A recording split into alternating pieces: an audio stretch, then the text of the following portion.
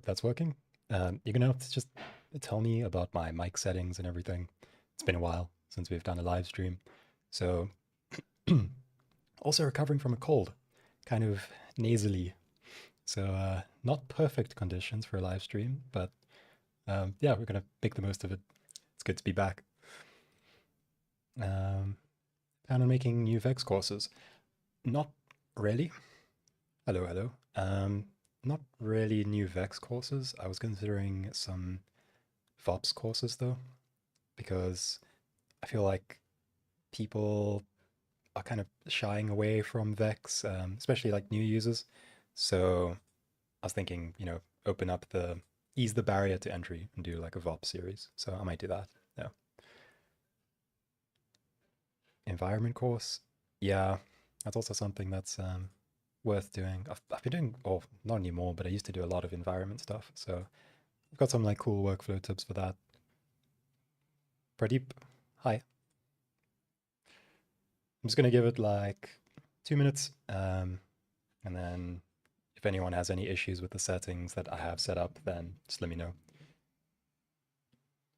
Yeah, so the idea for today, I just wanted to do something for Mardini, and so usually I would just do my entry, put it up, maybe edit a video afterwards after like recording the whole thing. But I thought, hey, it'd be kind of cool if I walk you through my entire process. So from concept to finished render. And so that's what we're going to do today. I'm not going to be doing day 6, which is character. So for anyone who's not familiar with Mardini, it's Houdini's full 31-day challenge for the month of March. Every day you have a prompt, and then you create an artwork based on that prompt. So today would be day 6, which is character, but I really wanted to do creature. I've been meaning to do some fur stuff, so I'm going to do that instead. Ohana means family. So yeah, I'm thinking, I'll just submit it tomorrow, but we'll do the creature one today. Okay, so I'm not going to waste any more time. I'm just getting back into the feel of things. It's been a while since I've done this whole live stream thing. So let's get straight into it. Yeah, we'll do this one. Okay, so for anyone unfamiliar with Mardini, it's this, where we do like the whole daily prompt thing. It's on side effects, there's winners and things. And, oh, sound is a little low. Do you mean on my voice? I can push that up. Let me... is that better?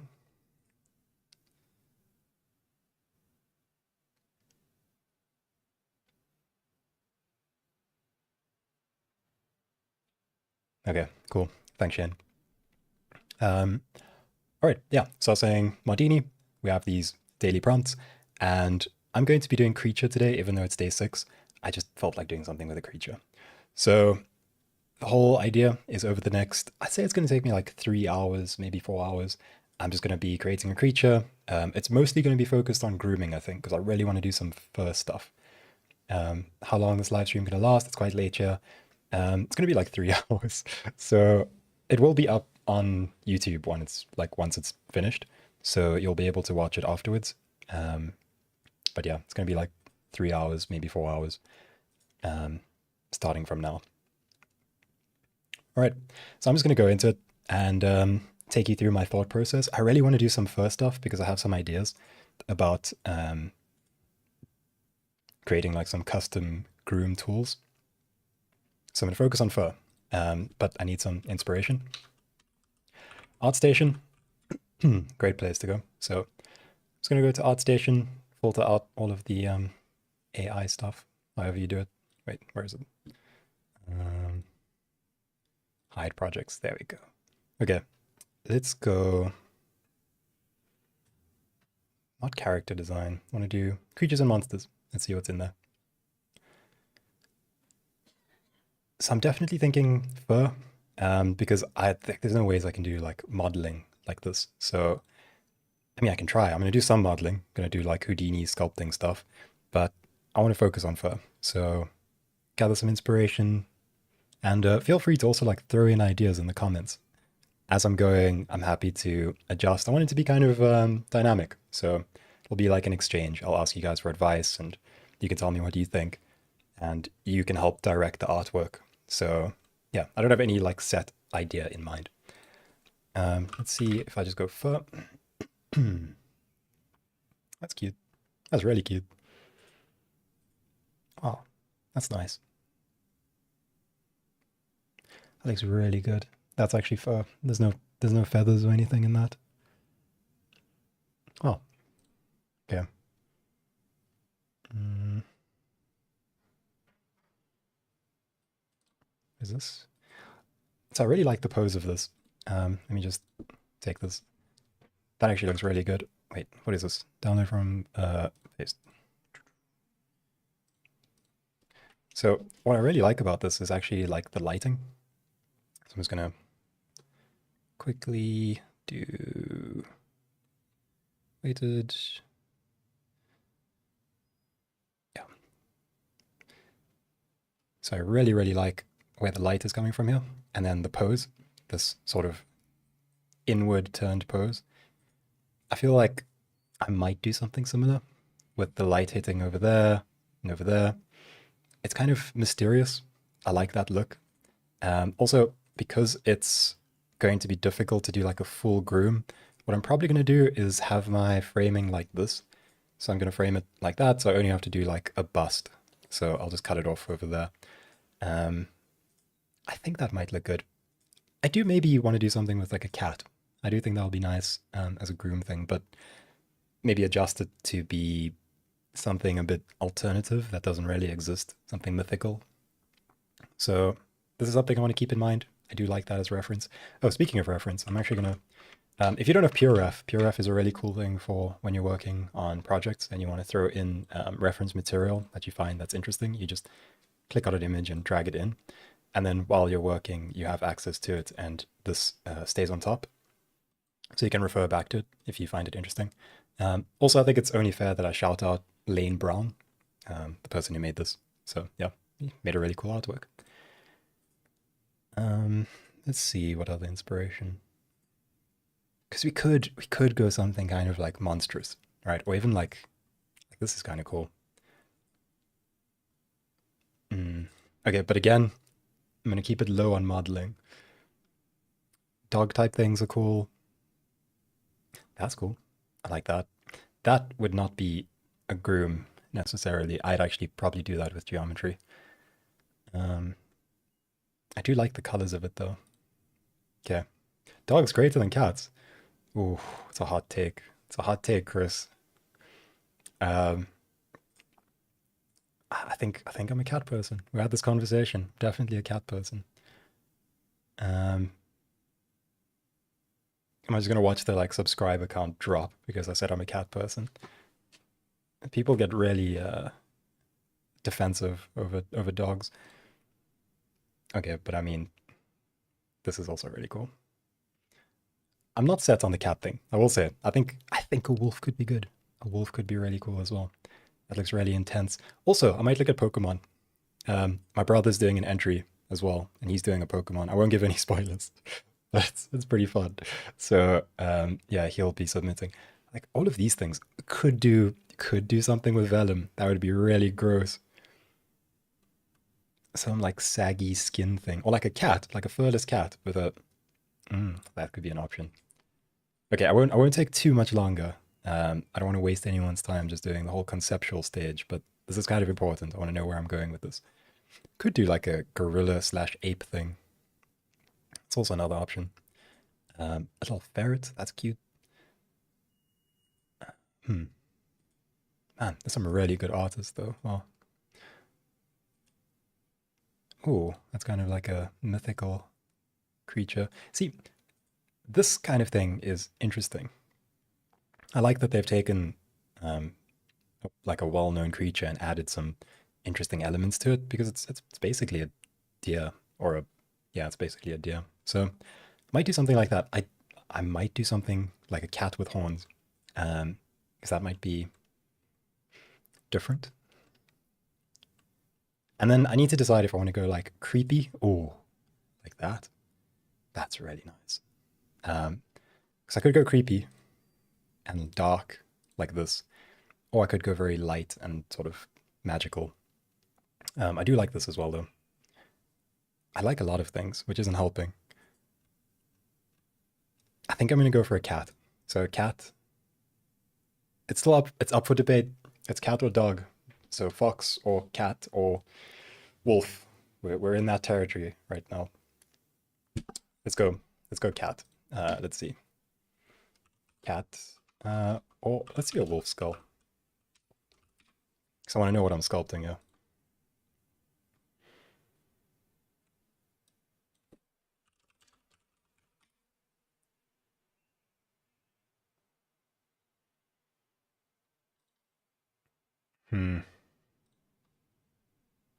Okay, what I'm going to do, I'm going to grab some of these as reference. I'm also going to take a cat, and we're going to end up with something that's probably just a fox. But I do like the shape of like a wolf's sort of snout area. I like this sort of elongated shape. So might grab this and throw it into pure. No wait, where's puref? Throw it into puref. Okay, gonna go grab something else. Some more head shape things. We'll grab this.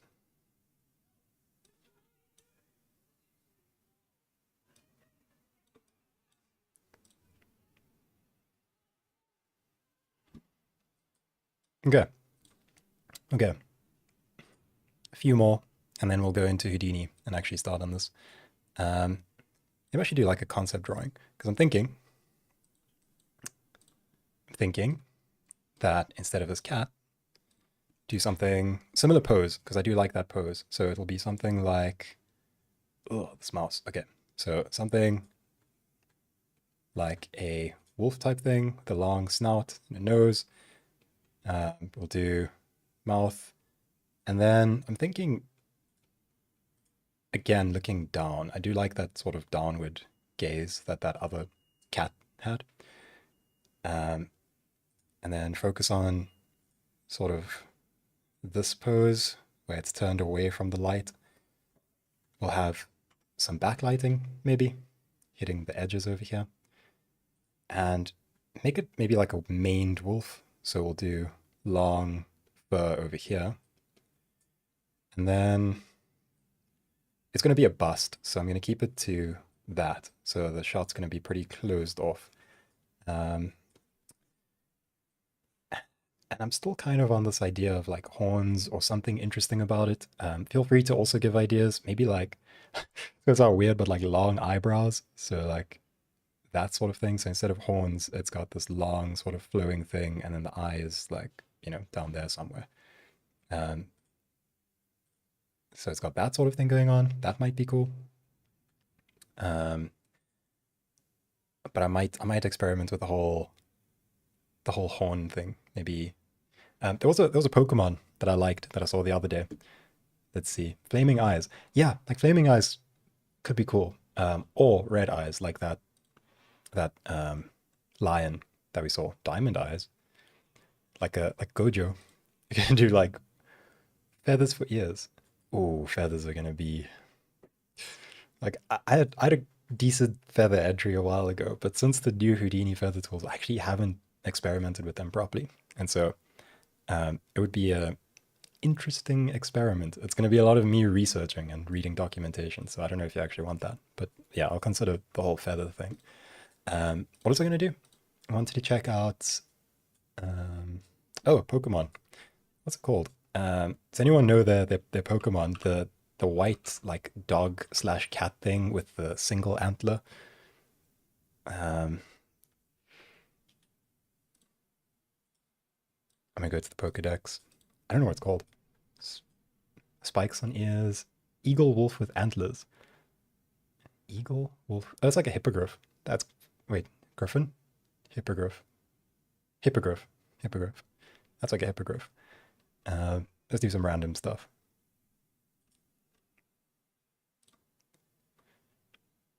Like an Umbreon is cool. I really like Umbreon.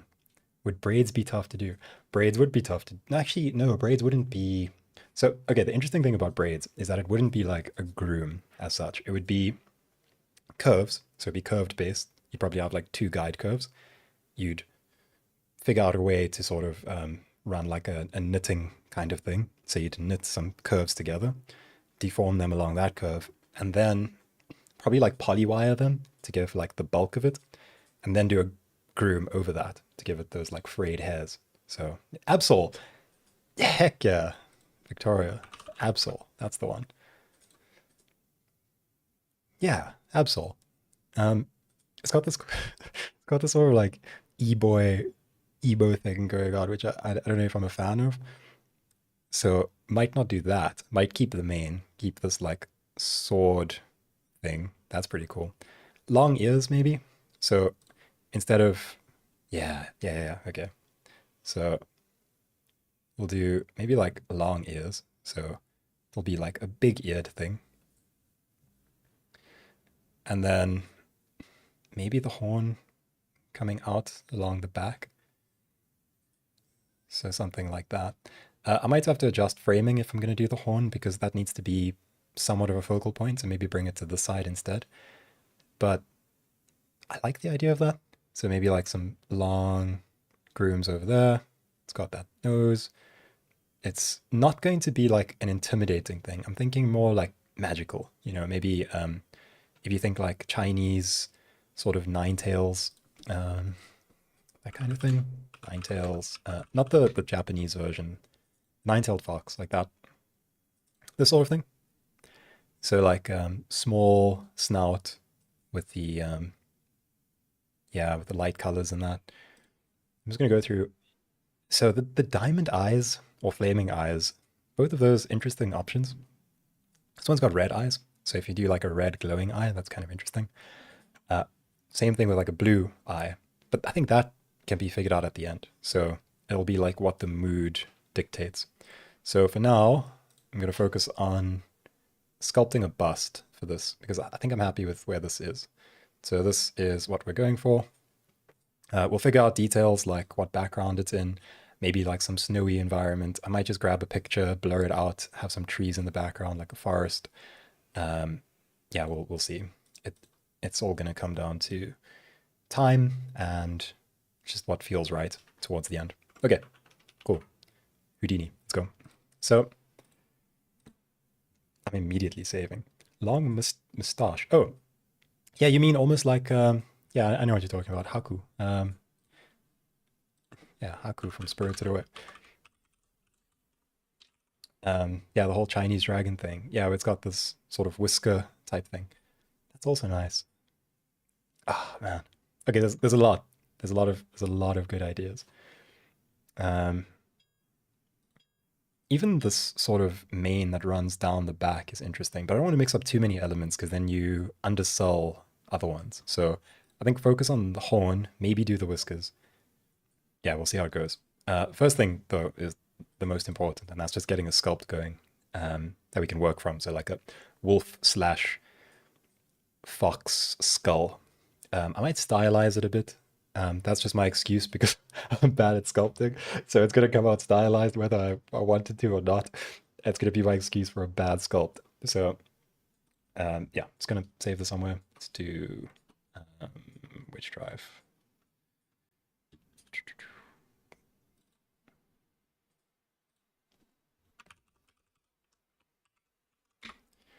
And we'll do live stream creature entry. Okay, so Houdini sculpting tools are not something I'm comfortable with, but I've been experimenting with them. So I'm just going to call this head sculpt and dive inside. And usually you just start with a sphere. Now, the sculpting tools inside of here are dependent on the number of, or the actual geometry. So it doesn't do like active or dynamic subdivisions and things like that. Fallen asleep to your voice many times. uh, Whenever I hear that, because people have said that before, and I don't know how I feel about it. It's like it's a sweet sentiment at the same time, knowing that there's people that listen to me to fall asleep. It's a little bit romantic, you know? Let's do this and that. Okay, just a base shape. So yeah, that's fine. Going to VDB from polygons. Then drop that voxel size and VDB convert. Actually, also a SDF, smooth SDF. No, wait, where's that? SDF, smooth SDF. There we go. Looks like a duck. That's fine. Just need a basic shape to work from. Yeah, that's fine. Okay, into the convert, and that's going to be converted to geo, so polygons. Again, this isn't really a tutorial. I'm just kind of working through it and telling you all of the different steps that I'm kind of going through. So I'm going to make mistakes, and I might end up watching tutorials and things, and who knows. But the main idea is you kind of give your input and follow along. Yeah.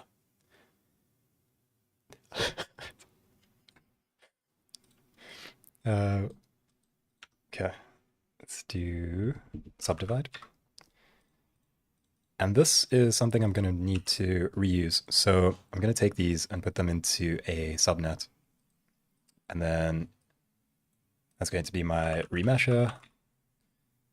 Going to turn that into a little thing where I have access to the controls, make that invisible. Voxel size, that's going to be necessary. The amount of smoothing iterations I'm doing, and the number of subdivisions. That should be good. Apply, accept. Okay, so now I have a nice little tool for whenever I do any changes to the sculpt. So now I can start using sculpt tools. And this is where I hope no one in the chat is actually like a 3D sculpting artist, because you might want to look away for what's about to happen. My intention is I'm going to cover this hideous thing that I'm about to make in a really good groom. So yeah, you know, sorry. I need more reference as well though. Let's do fox head anatomy. Grab that. Go ahead and grab a skull.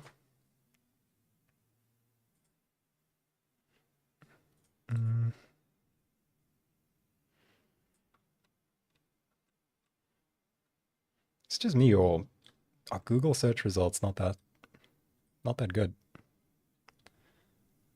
I feel like there's a lot of copyright issues that they have, and so they limit what you actually see. So I'm not really finding what I'm looking for. It's fine. We'll make do. Fox skull.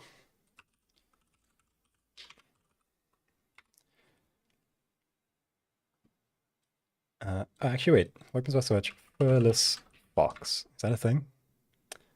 That is a thing. Not a good looking thing. Okay, no, we're going to use a cat for this then. Furless cat, because those exist. And head. There we go. Not winning the cat over dog argument with these cats.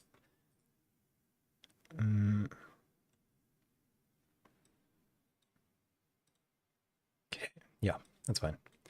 Okay, that's enough. Let's just pin this. So pin, always on top, enable. Cool. And what are we going to start with? Okay, snout, narrows. It's just like a tube. Yeah, I actually started with the wrong shape here. It's more like a tube. That's fine. Okay, let's get going.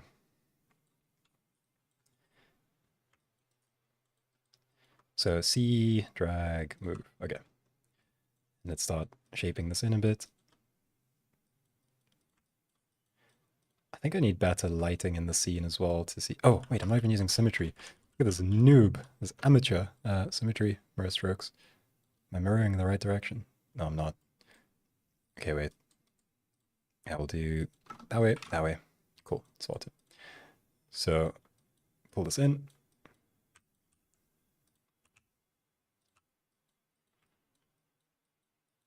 What's your go-to render engine? The one you like?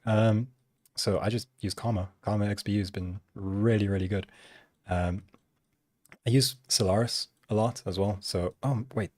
So that's why Karma is so good. I have mirrored on the wrong axis. You know what? Starting that again. Um, yeah, it's always Karma. Karma's our go-to renderer. Error? Okay. Symmetry, mirror strokes. Need to see if I'm mirroring. Yeah, that's right. Okay. Sorry.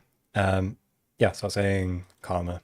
Karma XPU is like super fast, get really good looking results, and it's built into Houdini, so you don't need to go for like a third party renderer, which is amazing. So yeah, Karma all the way. Oh, oh no. Um, give it a chance. It's it might get better. We'll see. So if you overextend a piece of geometry when you're doing sculpting in Houdini, so you like pull it out too far, then what ends up happening is that you start to end up with like weird distortions and things. And that's just because of, so if I switch back to camera view, you can see how it's like stretching the geo. So that's why it's useful to actually have this little remesh thing as a tool, because then I can just copy it, paste it, and then basically rebuild my mesh and then continue. So that's the main benefit of that. Okay, that's now it's looking a bit weird.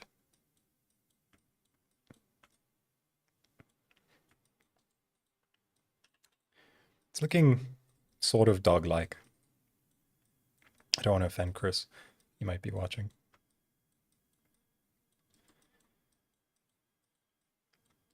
What GPU am I running? Is Houdini NVIDIA territory?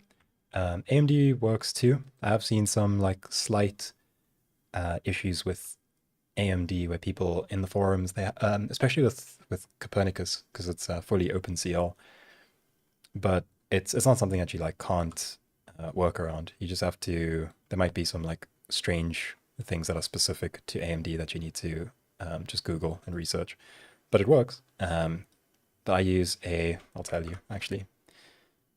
You can see exactly what I'm running. I'm running. Where is it? GeForce RTX. Oh, you can't see this, can you? Oh, you can.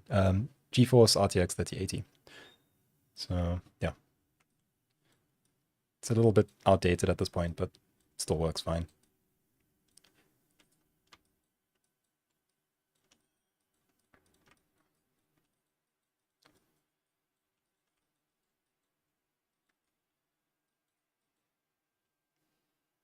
Okay, so kind of side profile.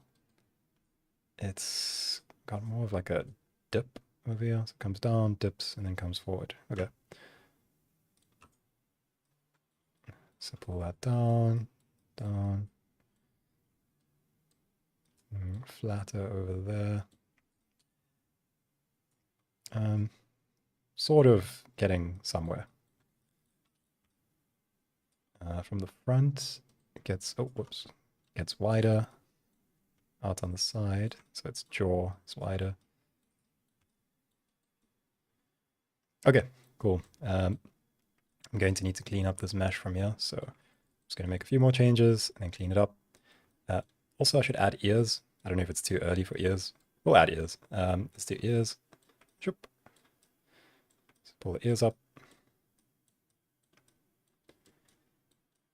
And, okay, that shape is sort of workable. Again, I'm hiding all of this as best I can under a groom. So yeah, that looks good. I'm gonna save that and grab my remesher, drag it down here and redo that. So remesh, I don't want to smooth it, so dropping those iterations down to just one, I think. Yeah. I think that's fine to continue from there. So another sculpt node, and I'm just going to keep doing the same thing a couple of times.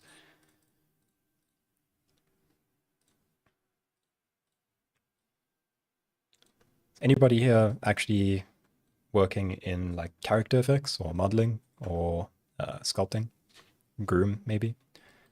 Curious. Oh, mirror again, symmetry, mirror. What's everybody currently working as? Anyone in the industry or students? What are we looking at?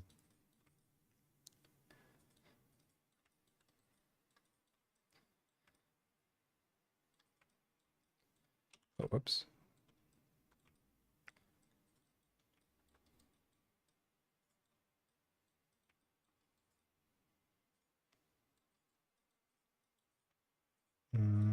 Student. Okay.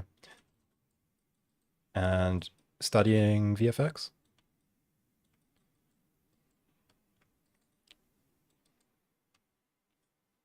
Came from Oxford trying to get into Houdini. Oh, okay, cool.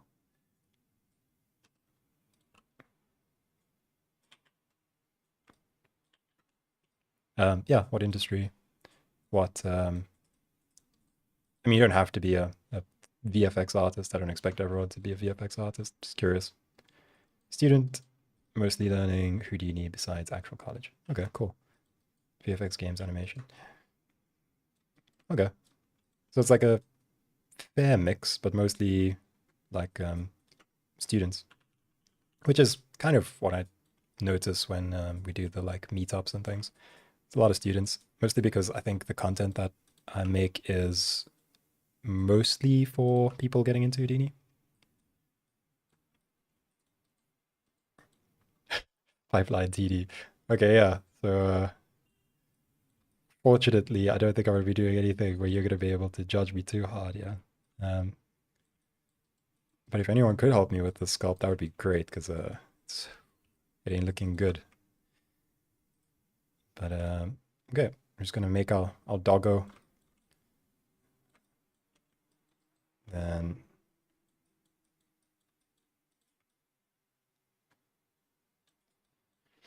I need a U. That's oh, their eyes are like,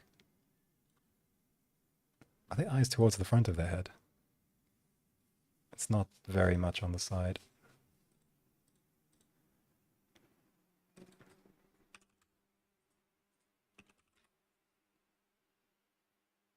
Oh yeah, I'm putting the eyes way too much on the side. Not down there. It's more like over there somewhere.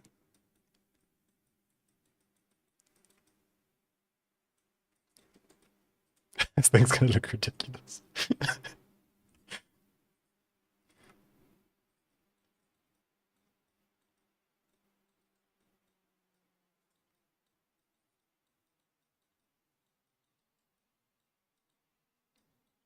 Why not use ZBrush? So this series, Mardini, you have to do everything in Houdini. That's kind of like part of the challenge. So when it comes to like sculpting and that, has to be done here. Also, I'm not a sculptor, so I just might be making this look bad, but I don't think it's that bad. I mean, the software in terms of sculpting. Need a picture of the skull. Okay, so it's got this like that. That's the bone that comes there, runs up, around, down, then other jaw. It's that there, to the back, and then down. Okay, and then I think my front view is the main issue. So front view is going to need some work. Going to have to narrow things in here.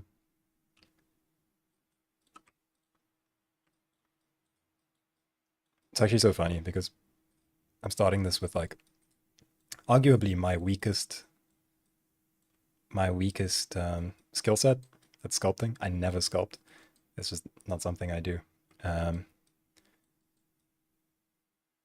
So if we get anything remotely good looking or remotely physically accurate, then that's great. That's more than I could have hoped for. This thing looks horrifying. Let me check. Also, predators, so the eyes on the front. Oh, yeah, that's a cool fact. I forgot about that. Looks like a deer. It does look like a deer, you're right. Angry deer. I think it's because it's got these like cute little ears on the side. Um, how many years in Houdini do I have up until now? 6? It's about 6, yeah.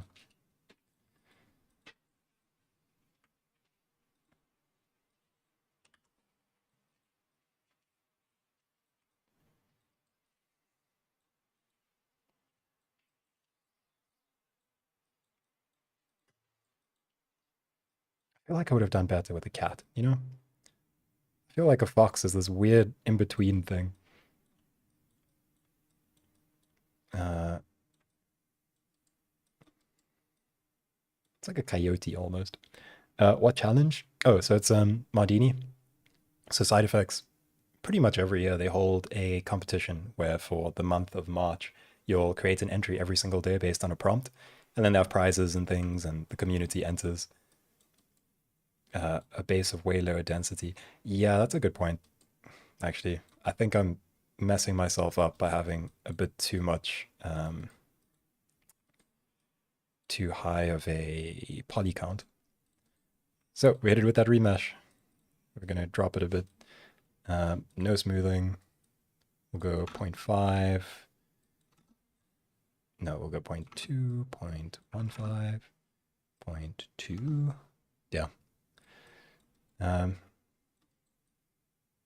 Honestly, it's like it's bad, but it's not unusable. I just need to look at it from sort of an angle that it's going to be used from. It's going to be used like this. So then the eye still needs to be more in the front. It feels weird. It does feel really weird sculpting this. I need a front view of the skull. That's what I need. Fox, skull, front. That doesn't help. That's really strange. Really, really strange looking. What was my role before Houdini? I used to be a generalist in Blender. So it was like 4 years. And then I reached kind of the limit of what I could do in Blender at the time. And I was like, okay, I need simulation stuff. And so then I got into Houdini because I needed like grain sim or something at the time. And then Houdini was like way too hard for me. And so I gave up for like a year or so, or like a couple of months. And then eventually I came back and I was like, wait, let me give this another chance. Like I think maybe I was just being bad. Um, and I was. It turns out that the software is really good. I just didn't know what I was doing at the time. And clearly I still don't know what I'm doing, but you know, I think it's getting somewhere, right? I mean, I need some emotional support on this one because it's questionable.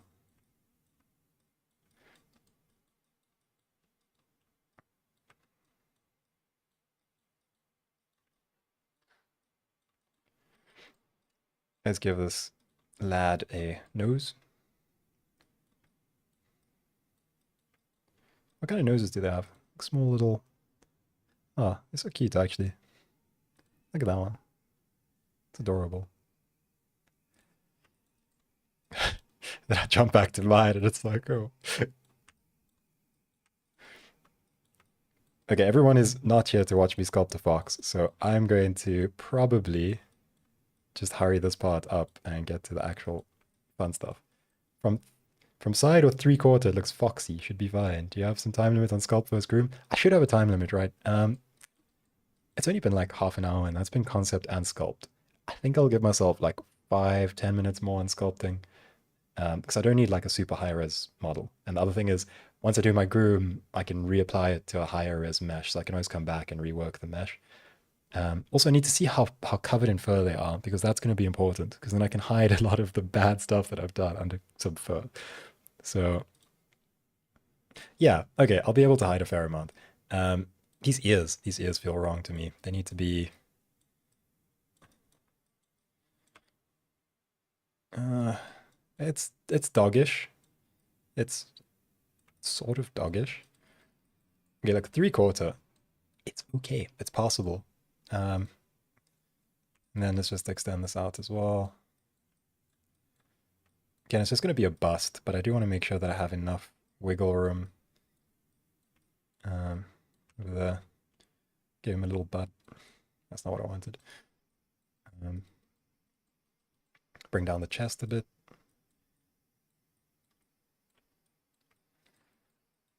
You know what? This might do. Gonna bring in this part under the neck. I think they have thinner necks, I'd assume. They're pretty like scrawny animals. Looks like a greyhound. You know what? Good enough. I'll take it. I'll take it. As long as it's like dog related, dog adjacent, I'll take it. Um, okay, yeah, sure. And then let's do, what kind of like neck muscles do they have?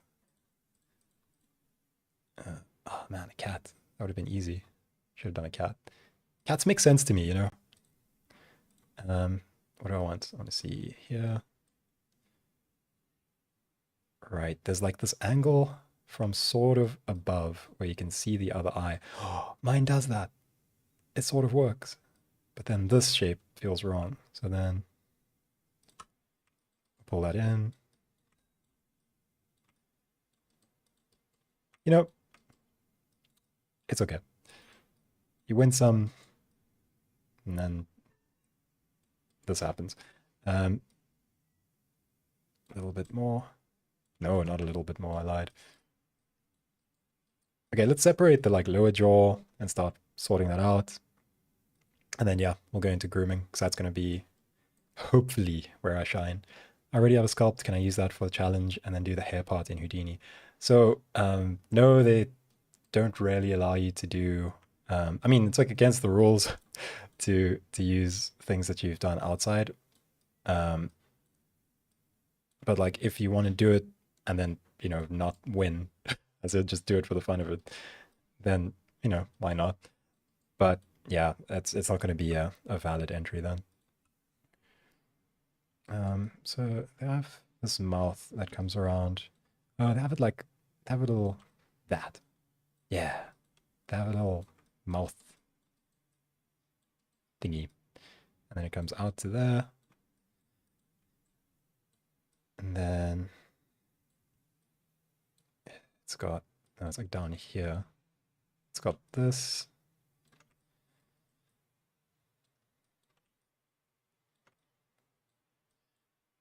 And then could it be? It's starting to look. No, it's actually not looking like a dog. It's something. Okay, and then a little nose. So I'm gonna just eat away over there, and oh, wow, it's actually kind of doggish. I think I'm doing it, unless I'm just deluding myself right now. Are there sculpting tools in Houdini? Yeah, I just don't know how to use them. But yeah, they work decently well. And then I want to do lower voxel count. No iterations. Depth of 1. No, it's too high. Okay. I think it's going to be my last little sculpt node, and then I'll move on to the grooming side of things.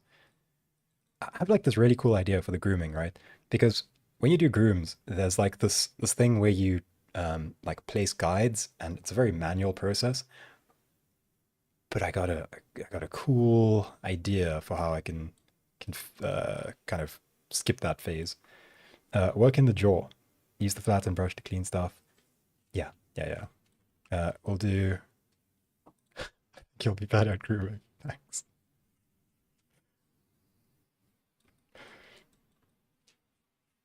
Oh yeah, flatten brush. Who'd have thought? Thank you for the tip. Um, so you said work in the jaw. Looks like Barris does. How come switch from non-vex guy to a guy with a series on vex? Oh, yeah. So I used to be into like game dev and coding in high school. And so when I got into Houdini, I was pretty happy to discover looks like a kangaroo. It does look like a kangaroo. I don't know. It looks like everything except what it's supposed to look like. Yeah, so when I got into Houdini, I was really happy to learn that the coding language in Houdini, really good ways to find edges, um, that the coding language in Houdini is basically like C sharp, which is what I was using because I was coding in Unity. And so I just decided to try to learn the language. And yeah, it was nice. Like it felt easy. It felt natural. But I will say that if you're not familiar with coding, you don't have to. Like one of the best. Why not make it a kangaroo instead? I could make it a kangaroo. That's a bit weird, right? Like a Asian style kangaroo with like whiskers and things. I mean, why not? Um, but yeah, so I was saying the whole thing was like you don't have to use Vex in Houdini. Like the person that I always talk about because he's one of the best Houdini artists like that I can think of is Simon Holmedel. He doesn't use Vex. He just does everything in VOPs. He used to work for Man vs. Machine. He's now at Panoply, which is I think his own studio, and he does like crazy, crazy effects with basically just with VOPs. So no Vex. This needs to drag that back.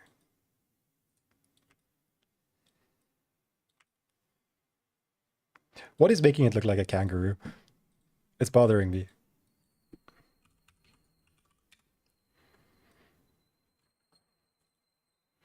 It really does look like a kangaroo.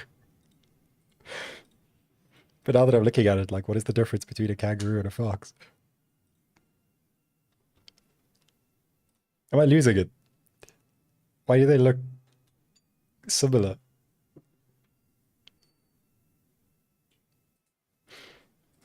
Hmm.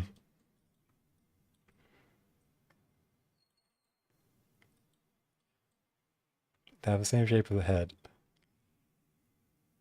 Near the nose. Yeah, it's the nose, right? Okay, you know what? This is going to be the model I'm going to use. It's fine. It'll do. Wait, maybe also this like eye area, right? I think foxes have like this high. Yeah, I think I'm acting like I know. I don't know. Also, oh, I haven't put it onto. Oops, symmetry. Um, and I was just an angry kangaroo.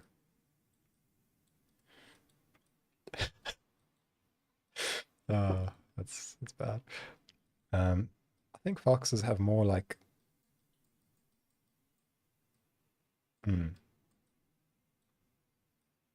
Like from certain angles, it looks like a dog, and I'm happy with that. If it's dog-ish, then I'm happy. I'm just gonna use pinch for that. Where's pinch? Surface deform? No. Topological deform? Pinch. There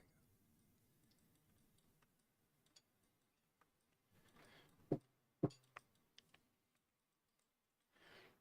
Great. It's dog-esque.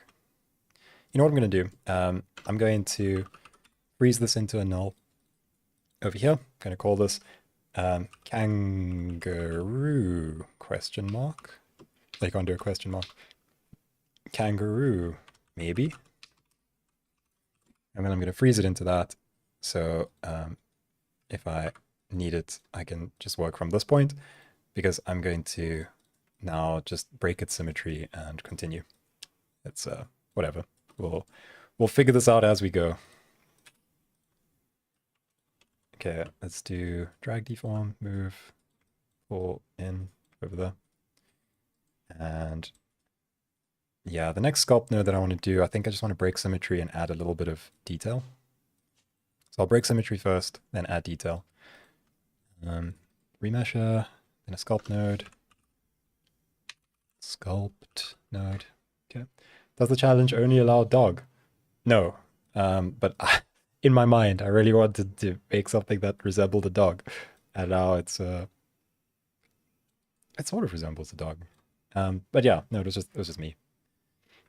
Have to rewatch this after Tarawih. Yeah, no, Ramadan's actually been kind of rough. I messed up my sleeping patterns. I think that was the big thing. Oh yeah, let's give it eyes. Actually, Wilge is right. Let's drop some spheres in this head of his. So let's go here and scale it down and into its head.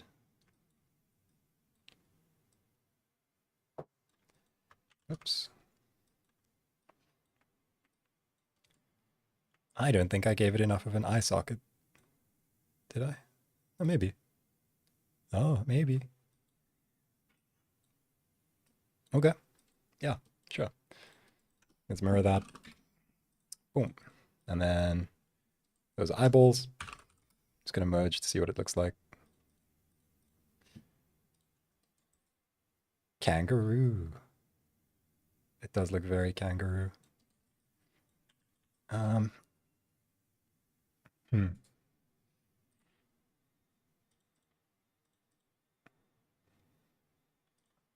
It's not too late to make it a cat. That option is there. But it feels like a cop out. I can't do that now. I've got to stick to what I've done.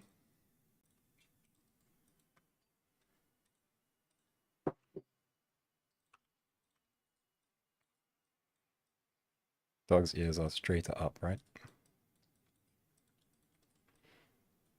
Oh, that sort of dogified it. Also, I don't like this light. I'm gonna drop like a skylight or something, so I can see this more clearly. Yeah. When is your next live stream? What's it gonna be about? I'm not sure. If this goes well, then maybe I'll do another Mardini one later this month. I do want to do more live streams. Maybe I'll also do like a workshop type thing, so people can join in and like follow along, and I'll teach something. Because that's kind of what I've been getting into in like live sessions, and I mean live as in like in real life. I've been doing more of that, so yeah, I might do that. That might be a cool option. Lights too bright. Sorry. Uh, there we go.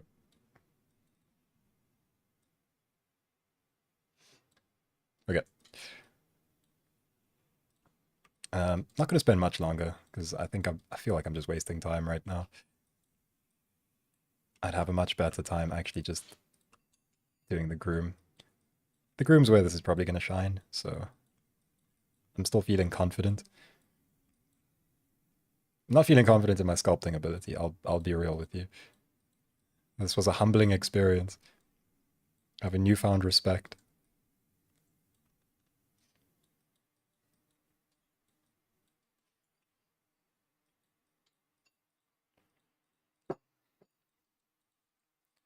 Okay, yeah, it's time to break symmetry.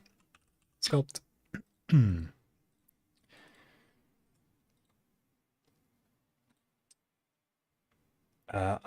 Side of the eyes need to be more covered. You can't really see them from the side. Ah, is that... Ah, true. That's a good point.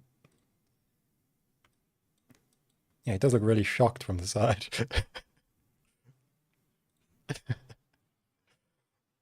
uh,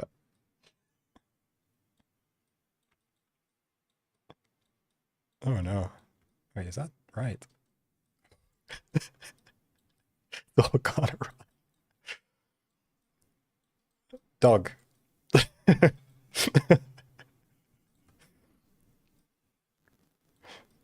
It is dog. Look, I don't want to hear anything, okay? Uh, it's all PMA, yeah. We're all positive.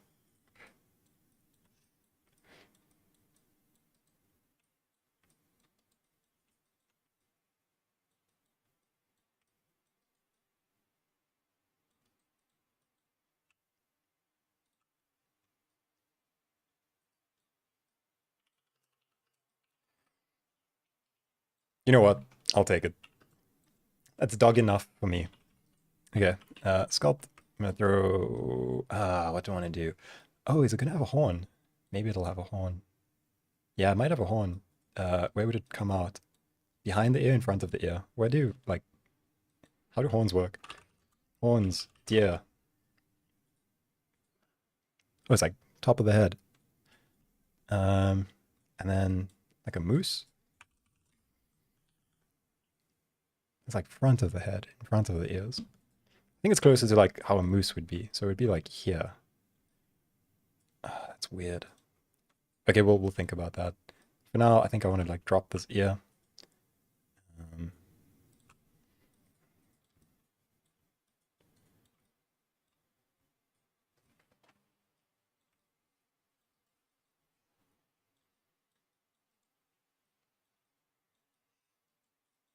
no, I don't like that.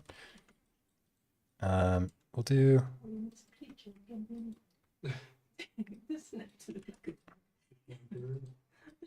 Um, hmm. Reduce the height of the skull. Make it more flat than rounded. You're on it. Yeah, you're right. You are saving my life right now.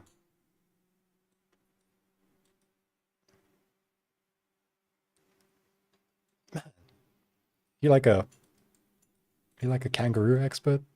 It's really good advice. Okay, cool. I that will suffice. We are good to go. Okay, I'm gonna detail this just a little bit.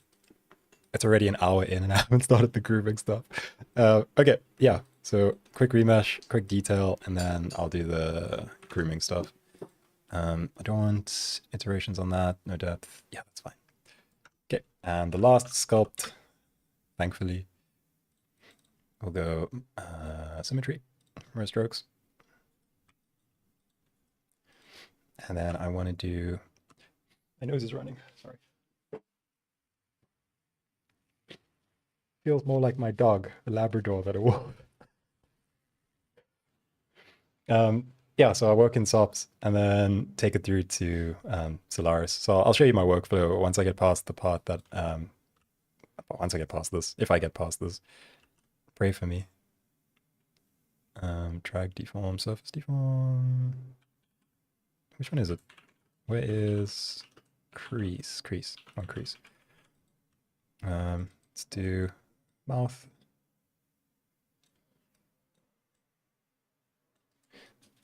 Whatever's going on there doesn't look good. We'll fix that. Give it a nose. Nope. Give it a nose. Okay, that's way too intense. Strength, 22. And let's go and give it a nose. What is this like weighted brush? How do I disable that? That's fine. Oh, this weighted brush is weird. Oh, it's back to being a kangaroo.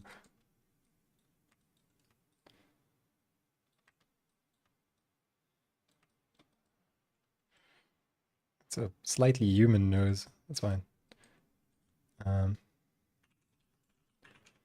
Okay. What other sort of important shaping is there? Around here, I think. I'll smooth it all out afterwards, but I just want to figure out kind of... Oh, that didn't work, because that side's no longer symmetrical. Under the eye, maybe. And then smooth it out.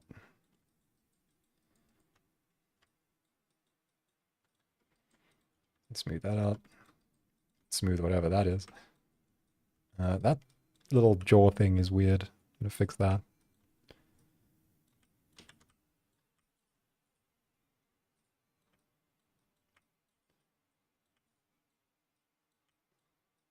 I'm not looking at comments because I'm really focused on my kangaroo right now. I'll reply in just a second.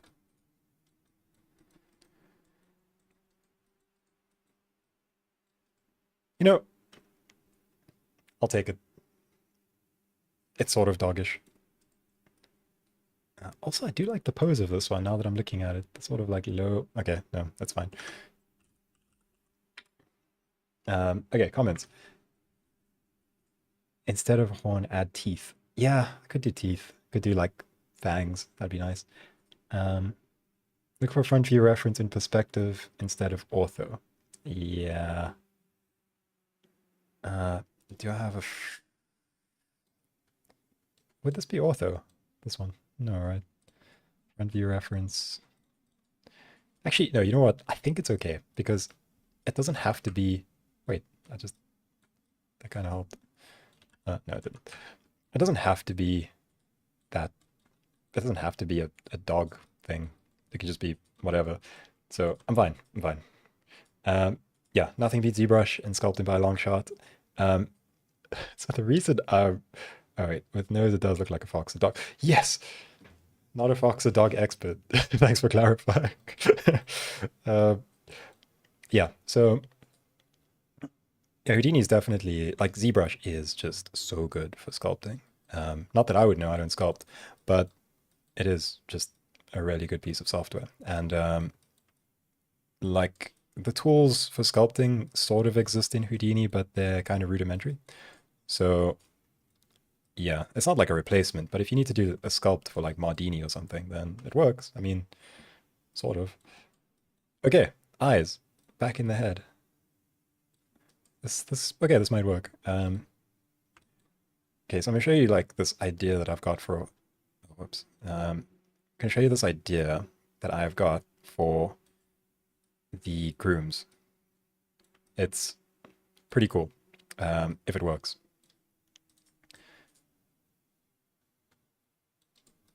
It's sort of a dog. Okay. Why is it? Oh, normals. That's why. Okay, so there's this thing that I've been considering. So usually when you do a groom, so I'm going to move on to grooming now. We're done with this. Uh, so usually you would draw out individual sort of guide grooms. This is like the concept behind drawing your between. This is the concept for doing most of your grooming. So high level grooming artists do this kind of thing. You draw in these individual curves and then you run like a hair gen and then it generates a bunch of curves around each one, right? So that's how you end up with things that follow a shape. Now it's a really laborious kind of manual process. So my idea is that I could just take, if my drawing tablet works, I could just take points, all right? So scatter some points onto the geometry, just wherever they might be. And then have a thing where I can draw curves along the geometry. So shaping like this, so like contour lines basically. So just draw curves onto my geometry. And then have these points find the nearest curve to them, and then find the direction of the curve. So if we're looking at like the tangent of the curve, then it's this. So each curve will have a tangent value. And then if I have each point find its nearest curve and then get the average, so maybe one in the middle kind of averages between these two curves, then its direction would sort of look like that, right? Because it's halfway between these two. And then tell my points to add points in that direction. Right, so doing that and then do it for all of them. So these follow here, these follow here, these follow here. And then just connect them, right? So connect them up and develop my guide grooms like that. So instead of drawing each and every guide groom individually, just like scatter a bunch of points and then draw a bunch of contour lines and make the scatters draw lines following those contours. And then take that and then do the sort of hair gen stuff. I think that'll work. And so I'm going to do it in Vex. So if you're not a Vex user, I'm sorry. If you are a Vex user, it might be interesting if it works. If it doesn't work, I might have to do this by hand, but we'll see.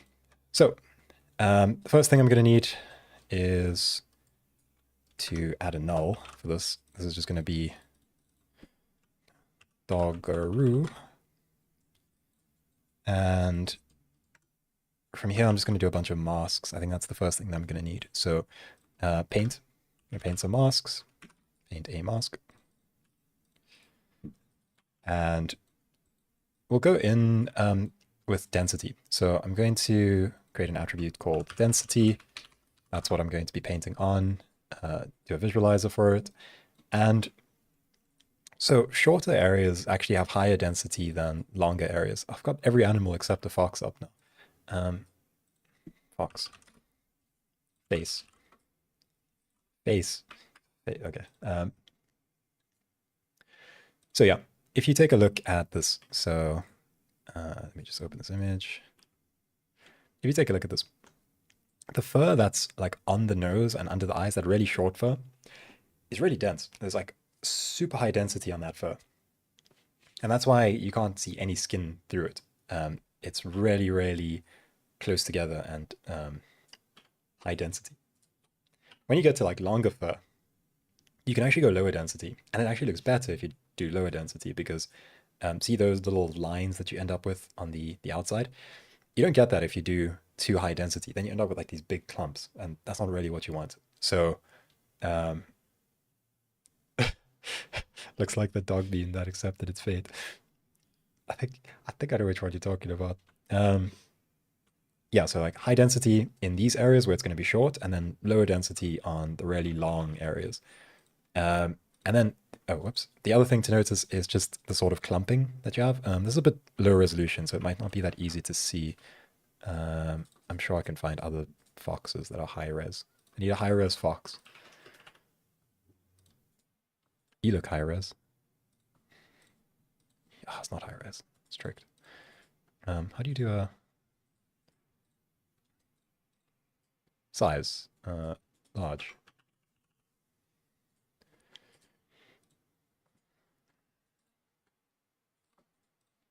Yeah, there we go. So you can see that it's not like single hairs that follow a direction. It's like clumps. They kind of clump together at a very small scale. But then there's like larger scale clumping that you have to look at. Oh wait, I need to zoom in a little less. So if you look at areas like that, those are fairly big clump areas, those regions there by the ears. Um, Also, those areas there are fairly big clump areas. Down there, those are big clump areas. But around here, it's like a super fine clump. So the way I am going to do it is I'm going to go really high resolution on this sort of fine hair. And I'm going to do it as two groom systems. So I'm going to have the really fine, shorter hair all over here. And then I'm going to do a second groom over that, and that's going to be the longer one. And what I was talking about with like the contours is that usually you'd have to do guide grooms that kind of follow the shape of your geometry, but I'm going to try and do it procedurally where all I have to do is draw a curve up the nose and like under the eye and along the snout, and then it'll just generate hairs that follow that shape. That's the idea. So first thing, I need a density mask. So I'm going to do high density on like the snout area. Let me switch this to opacity driven. Opacity. And then, yeah. Oh, and symmetry. So we'll do really high density over here. And I'll adjust the density as I go. Again, this is going to be like a very procedural groom. So I won't really need to focus, like it's not going to be a destructive workflow. So it's okay if I come back and make adjustments after the fact. So it's going to be super high res, super high density around there. Also don't want this eyeballs. Cool. No density inside there, thanks.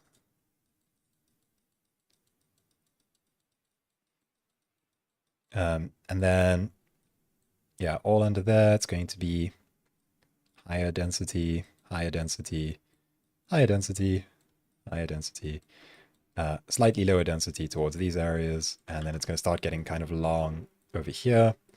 So that's going to be a second groom that I'm going to do. So yeah, something like that. That's fine. Now the density, I'm going to scatter, but if I scatter, it's not going to do a great job. So if I scatter by density and then do a density scale, it doesn't really give me what I want. It's still a fairly even distribution, so I'm going to remap that attribute. So attribute remap. Yeah, so with this attribute remap, I'm going to have to, I think I can see my points now. Yeah, I'm going to probably pull down the low end so that most of the low end is very low. Does that work? Gonna go even lower. Is that working? I can't tell. It's not doing anything. Oh, because I didn't choose, I didn't choose the attribute. Density. There you go. Yeah, it's working. Okay. Now, how do I want to do this? So let's first generate like some curves. So the thing is, you would usually use hair gen, so hair generate, and if you plug this in, it would just generate some hairs for you. And these have a few attributes. So like width, ID, skin prim UV. Oh, those are important. And then it also has this GL shade open curves. So if I'm going to be generating my own, then I need to be aware of those because I'm going to be using the same things. So firstly, ID, that seems like a smart one, as well as, okay, so output ID, source prim UV. So source prim and source prim UV, it's just where this point originates from on the geometry. So skin prim is going to tell it which primitive, and then skin prim UV is going to tell it on that primitive, what is the parametric UV. So it's not like UV for the whole object. So like I don't need UVs on my dog thing because it's parametric UV, and parametric UV is different to regular UVs. This is the UV for each primitive. So those are the things that I'm going to need, I think. Yeah. Okay. Attribute wrangle. It's time to code some stuff. First thing, I just need, so incrementally it needs to add points in a direction. So I'm just going to start by doing that. I'm going to need to make this bigger as well. So let's do an increment value. So float inc equals 0. I'll make it a channel float actually. So channel float increment. And then for, what do I want to do? For float L, which is going to be the length. Oh, that's also another thing I need. I need the length. So I need another mask to drive length. Okay, so I'll do that. But float L is going to equal to 0 to start. Then as long as L is less than or equal to, no, less than at length, which I'm going to create, then float, then L plus equals inc, right? Something like that. So then all I would need is to paint an attribute for length as well. So attribute paint. Wait, I can just duplicate this one. So I have that, duplicate. Let's do attributes. It's going to be, what did I say? Length.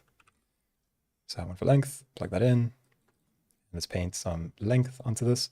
So everything up front is going to be super short. So we'll do a really low value. Yeah, something like that. So low values over there and under the eyes, up to the head area. Oh, whoops. And up to the head area like that. It's going to be low over here, maybe a bit longer under the chin. So we can do that. And then it's going to be pretty long over on the side here. So that's where I'm going to increase that. So it starts to get longer towards the back and towards the top, as far as I can see, and then in the ears as well. Yeah, so that looks good for length, right? Like it's going to be long around here. Why am I generating my own when there is a node for it? Okay, so it's like I was saying, this sort of curvature thing that I'm trying to do is not a function of this node. So what I'm planning on doing, maybe I didn't make it clear why I want to do that, but I want to just be able to scatter points, draw lines for how I wanted to sort of flow along my geometry, and then just generate these curves based on all of the masks that I've painted. So it's like a much more custom way of doing it, because otherwise I'd have to do things kind of by hand and very manually. So hopefully it makes more sense when I get there. You'll see, hopefully, that it's a very procedural setup and I don't have to do too much once it's been built.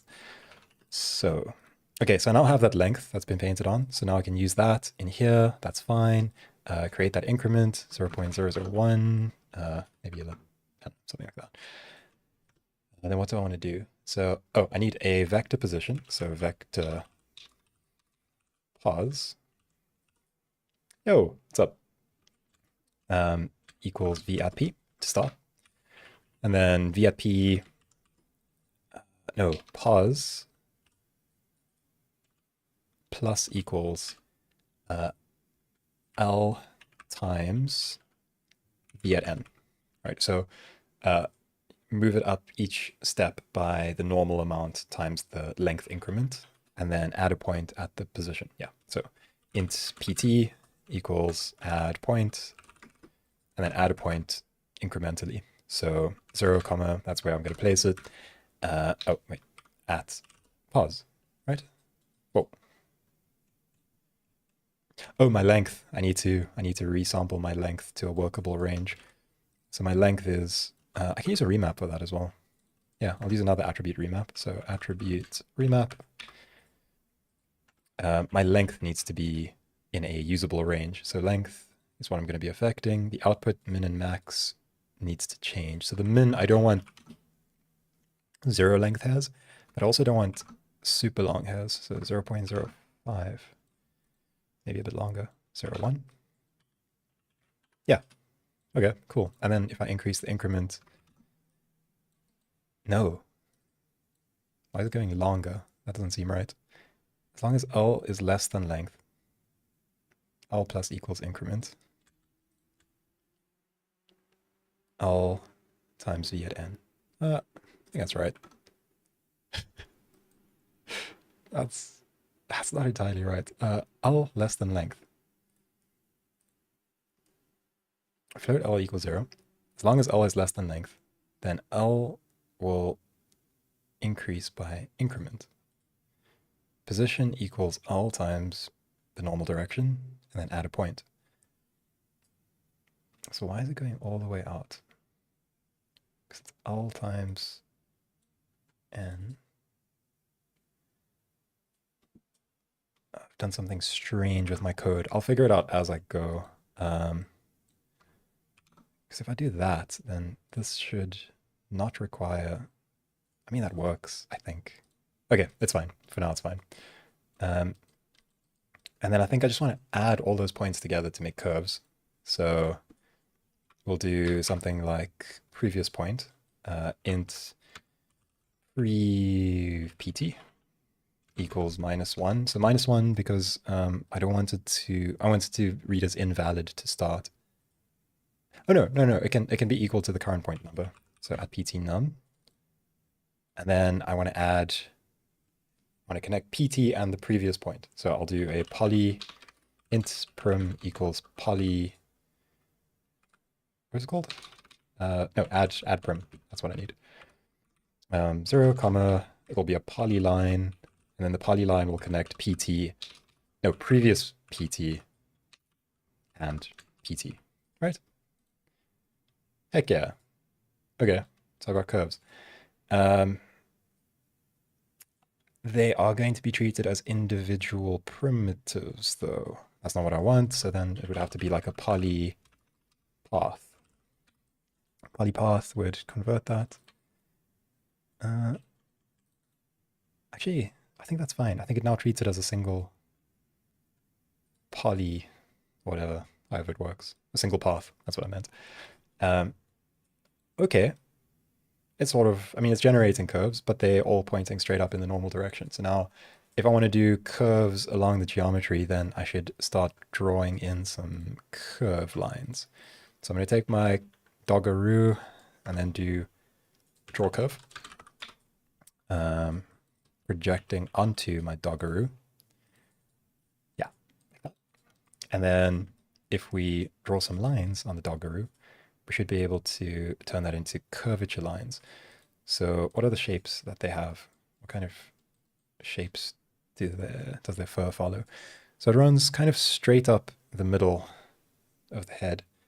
It comes away from the eyes. It comes down the snout, originating sort of from the nose, splitting along this line. Okay. Wait, maybe I should actually just take that. Where'd it go? I'm going to take you with me, and we're going to draw. Download remotes. Oh wait, paste attached. It's web. Okay, yeah. Now we can just draw on this. Okay, so now I can show you the lines that I'm kind of visualizing. Where is my cursor? What is happening? Oh, there. Okay. Cool. So we'll do, like, I don't know, red. Let's do that. So it looks like it follows this sort of straight line up. It follows this like curved line away from the eyes. It follows this curved line down away from the eyes. Then along this eye line, it sort of splits. So it splits like that, all originating kind of from the nose. Oh, I cut this image short, but it does go down. These go down, down, down, down, and back. Yeah. So those are the basic shapes that I need, right? So I just need to draw. If my theory works and my system works, then the idea is I can just draw these onto my geometry, and then my little system that I'm building will automatically create guides that follow that shape, hopefully. So let's see if that works. Yeah, let's go ahead and draw some lines onto our doggeroo. So what were we saying? It was like up, up. Okay, yeah, I think that's pretty easy to remember. So it's going up. Wait, so up, and then away from the nose, down away, down away, down away, across, and then it kind of splits here, splits here. It curves up from the eye, up from the eye, up from the eye, and then all of this is down. So down from the eye, down. No, wait, then this one is like up and around, down, down. Right. I think that looks good. Then like over here, it would kind of curve around. And then over here, it becomes kind of negligible. So yeah, yeah. I think we're good. Those are the kind of shapes that I want. I think underneath the chin, it just follows this shape. So it'll just be straight down like that. Okay. Let's do around, down. Cool. So those are the curves that we have. So now I just need to make them a bit cleaner. They're a bit messy. So smooth, and then we'll do lower filter quality, resample. I think that's a good move. Much lower length. That looks nice. Okay, then a mirror, because we need it on the other side as well. Cool. And then what do I need? Oh, polyframe. I need the tangential direction. Okay, so polyframe is going to give tangential direction, which is going to allow me to figure out which way each curve is running. So I think after the resample, it'll be tangent. So I'll just put N, and then I should be able to see it. Yeah, right? So they're running, are they running in the correct directions? I think it's the other way. I want it flip that. Do I? Yeah, I want to flip that. So I want to reverse these. Yeah, that's the directions I want, I think. Yeah, those are the directions I want. I'm going to mirror, and does this make a difference? Reverse, no reverse. Okay, that's fine. And then I think ray it back onto the dog. So ray this back onto the dog. Okay, cool. Now the moment of truth. What is that curve doing? Oh, there's some bad curves. Maybe they're okay. No, I don't think they're okay. I need to get rid of that. And it won't be project rays. It'll be minimum distance. Oh, that's why. Okay. Yeah, that's nice. That looks clean. Okay. This is where the important planning comes in. I need these curves to now follow the shapes of these tangential directions. So I'm taking that into second input. And then each and every point needs to find neighbors. And then the neighbors that it finds, it needs to average all of the directions, right? Is that making sense? So if it has two lines going in opposite directions, then it needs to find the neighbors, average it out, and then to kind of go in the middle of the two. So that means finding a bunch of neighbor points and then averaging things out. So it'll be an integer, so int npts, it'll be an array of neopoints. And then that's going to be coming from second input, so 1. And then I'm looking around v at p.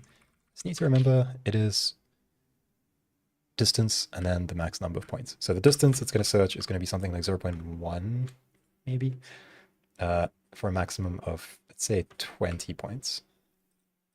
Right? Okay, so no errors. So now, for each one of the points that it finds, I need it to do something. What do I need it to do? I need it to add all of them together. Yeah.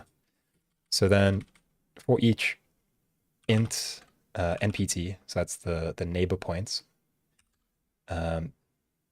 inside of npts, do the following.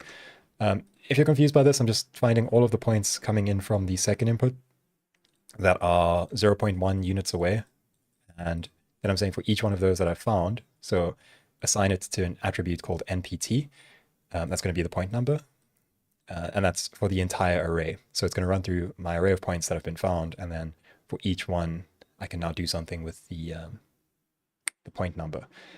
And the thing that I want to do is add all of them together or something like that. Yeah. So add them together and then divide by the length. No, not divide by the length. Oh, we'll figure it out. Oh, we can just normalize it. Yeah, we can just normalize. Okay, that's fine. So it'll be a direction. So I need to create a direction vector dir. And to start with, I think dir will be equal to v at n, right? So now I can replace this down here, dir, and it still works exactly the same. Okay, so now I have a variable called dir that I can adjust. By default, it's just the direction of the normals. So I want it to be the direction of my second input, which means that I would have to do dir plus, so first I'd have to fetch it. So vector pt tan or something, point tangent, equals point. And then I need to fetch that normal direction, so the direction of my curve. So that's going to be from second input, I'm going to fetch n of npt. Any errors? No. Okay. Then, let's just actually see what this does first, because then we can do dir plus equals pt tan. And then at the end of it, just normalize it. So then normalize, so dir equals a normalized version of itself. So dir. Did that work?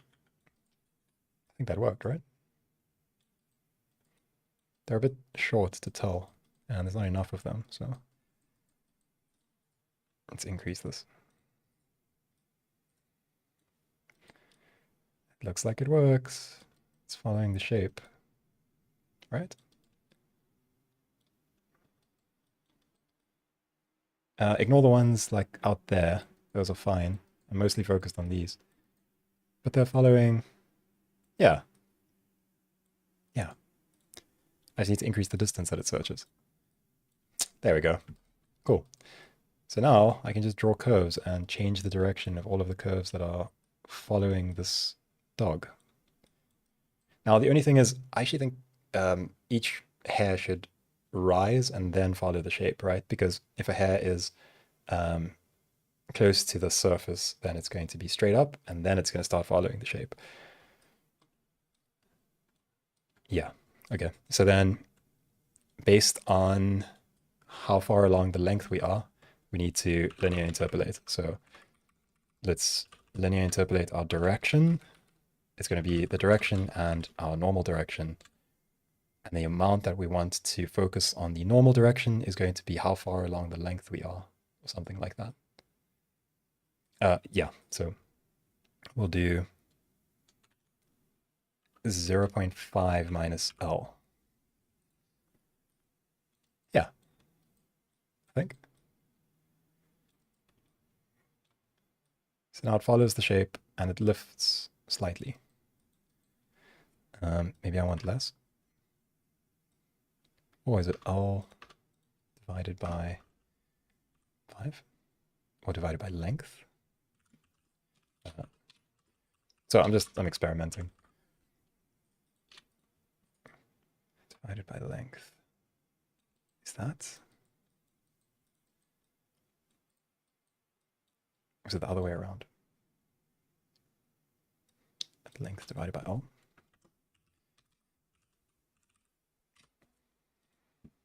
Whoa. Wait, that's correct-ish. No, it's not correct. Okay, it's fine. We're going to do 0.5 minus L, and I think that's going to be fine. And then I'm going to make that, actually I'm going to make this a channel float. I know this is confusing. This isn't really a tutorial, so sorry. I think I'll just call that lift. And then if we create it, I can choose how much these hairs lift.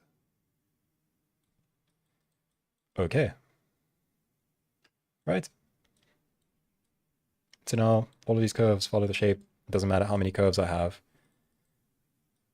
It doesn't matter how many hairs I place. It'll always work, or it should. Let's also just increase the minimum length. Cool. I think we can start on actually doing interesting things with this. The only thing is I'm going to need those attributes that this generates by default. And I just want to take a look at this, if it's following the correct shape. I think it is. Okay, I think I'm happy with that for now. What I need is to fetch these, or create these attributes now. So skin prim, UV, and width. So skin prim, we already established. I just need to add that as a add prim attribute. And it's going to be 0, comma, skin prim. That's what it's called. Comma, how does this work? It is the string name type. Wait, where is it? Where am I looking? String name, default value. No, wait, that's the wrong thing. Oh. Oh, wait, set prim attrib. That's why, set prim attrib. Yeah, string name, prim num, then the value. So prim num is going to be prim, and then we're going to do the value, which is at source prim. Okay, that's confusing, sort of, I think. Source prim, yeah, okay. And then we're going to do the same thing for source prim UV. So just copy that. Source prim UV. It's going to be skin prim UV. What else do we need? That might be all for now. Oh, ID. I'm going to do this for ID. So ID is based on at ID. Now, if we take a look, we should have IDs that are on all of our primitives.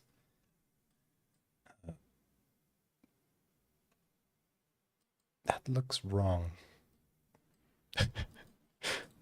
Why though? Polypath.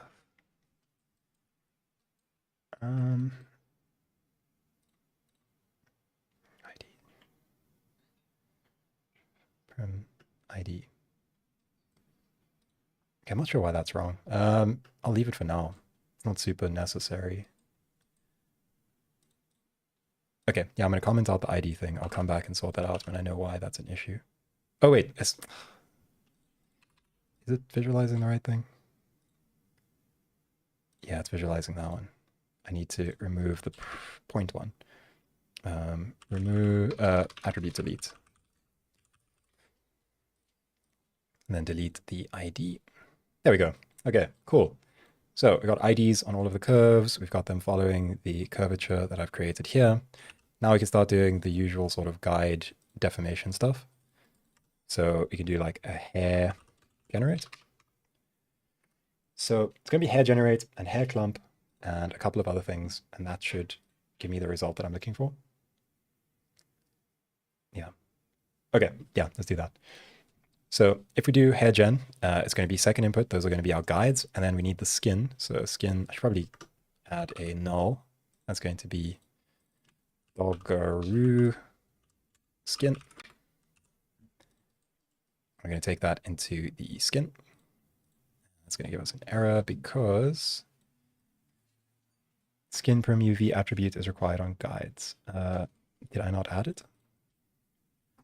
Skin perm UV, source perm UV, skin perm UV. I see it right there. Oh, it's a vector. It's a vector. Skin perm UV. Yeah, there we go. Now we don't want to grow unguided. We want to grow based on what we've created. And then it's also going to need a width, or else it's not going to know what to do with this. So I'm going to use a resample node to get I don't want it to resample this. I just want a curve view. And then I can attribute remap. So then we're going to go from curve view to width. And we're going to go from 0 to 0.001. Take a look now.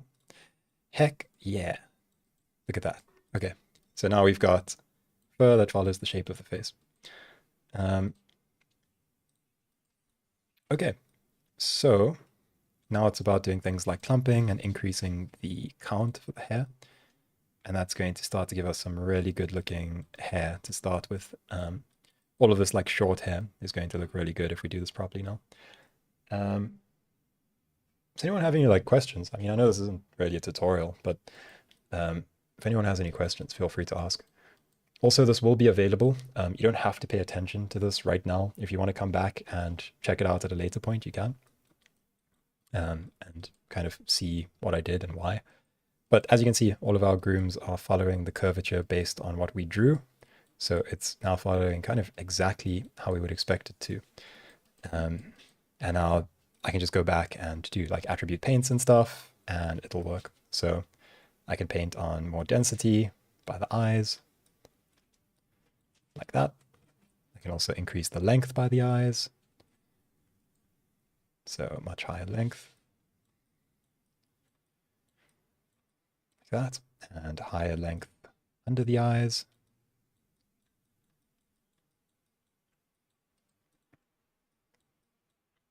And you're going to see now that when I go to hair gen,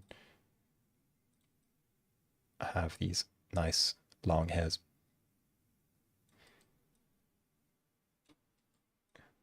Cool. So now it's really easy for me to just paint on masks and things, and it's all procedural. If I want to change the directions of my hairs and things like that, then it's also going to be really easy. So also, I don't want any hair on the nose. That's kind of weird. So we're going to just get rid of that. Okay, no hair on the nose. That. Length, keep it short. Maybe a little bit longer there, a little bit longer there, longer there. Higher density under the chin as well. And higher density over there. No, wait, not there. Let's do lower that opacity. Okay. It's kind of starting to work. I'm happy because I really needed to hide this dog under some good fur. So if the fur setup's going well, then we're looking good. There we go. Hair gen. Perfect. Follows it. Nice. Okay, it worked. It actually worked. Again, I'm still having some like hairs by the nose, and we'll clean that up later. The important thing right now is clumping. So I really need to do some like hair clumping and stuff.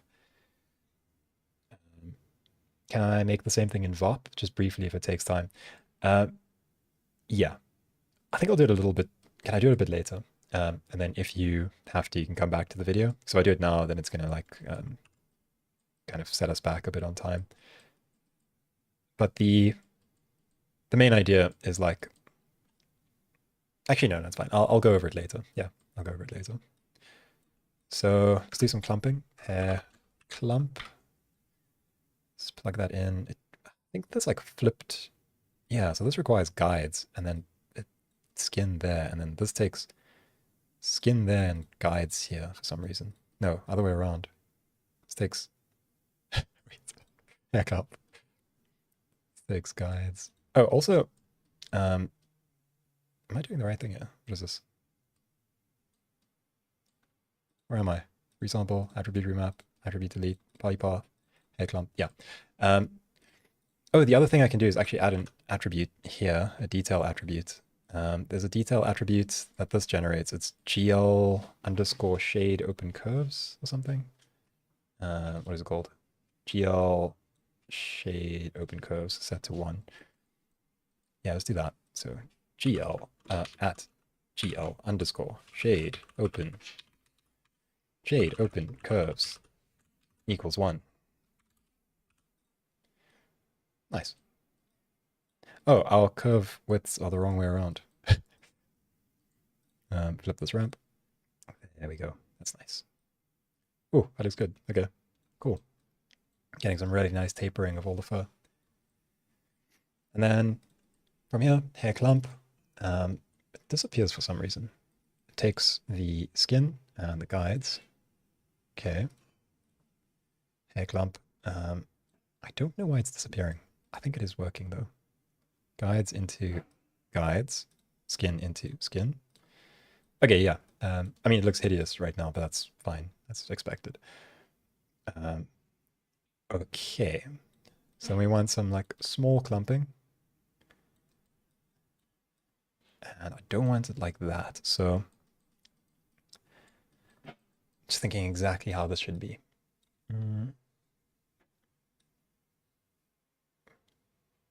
Clump size. Oh, it's like doing something where it's not respecting the lengths of this.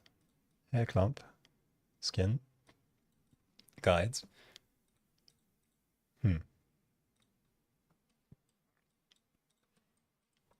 I need to just figure out why it's getting rid of it when you plug it in, because that's actually causing some issues. What have I got that shouldn't be here? Let's take a look. So I got width, that's fine. Source prim UV, blah, blah, blah, that's all fine.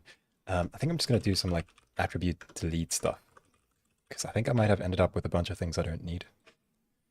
So from point attributes, I don't need things like curve view, density, length, source prim UV. Width is a primitive attribute. Width is a primitive attribute. That's why it's not working. So we go attribute remap. It needs to go from curve to width, but that needs to be a primitive attribute. So I'm just going to promote that from point to primitive. We take width, promote from point to primitive, delete original, hair clump, still not working. Thinking time.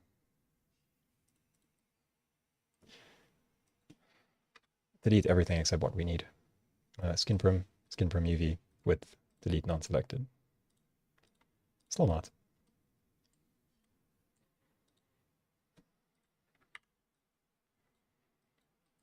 Something changed. I'm doing something wrong. I just need to figure out what. Do I not have enough points? Is it going back to this thing?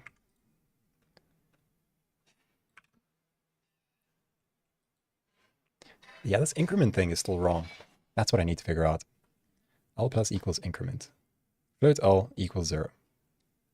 As long as L is less than, so make it or equal to length, then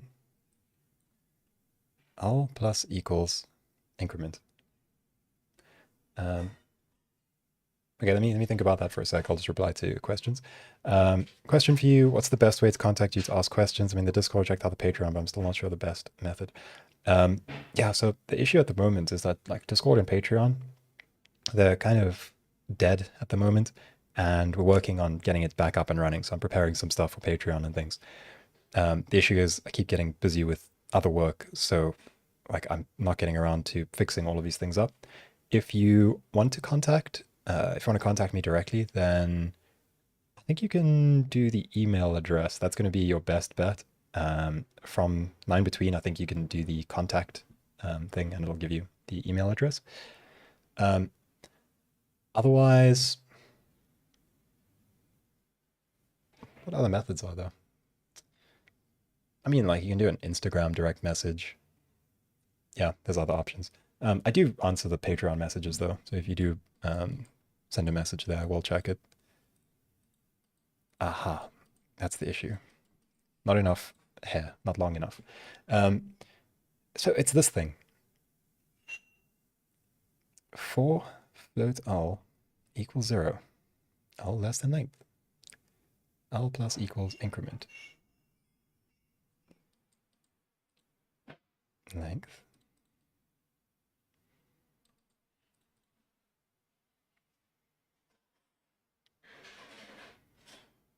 Oh, wait.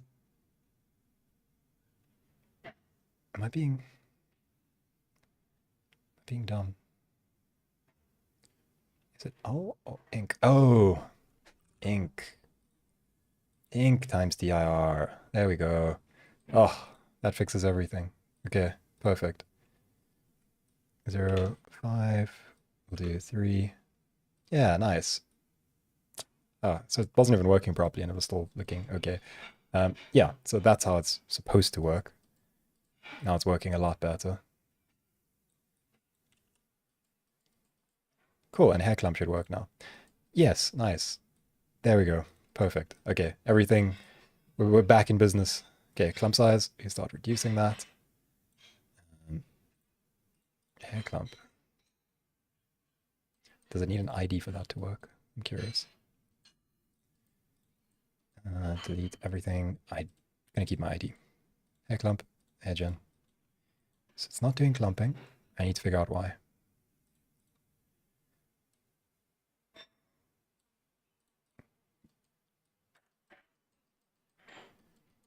Okay. Clump. I'm going to do a fresh hair clump because I think I might have messed up some settings. Hair clump. Let's do guides and skin. And then take that. That's going to be guides and skin. Still no clumping. What have I done? What have I done?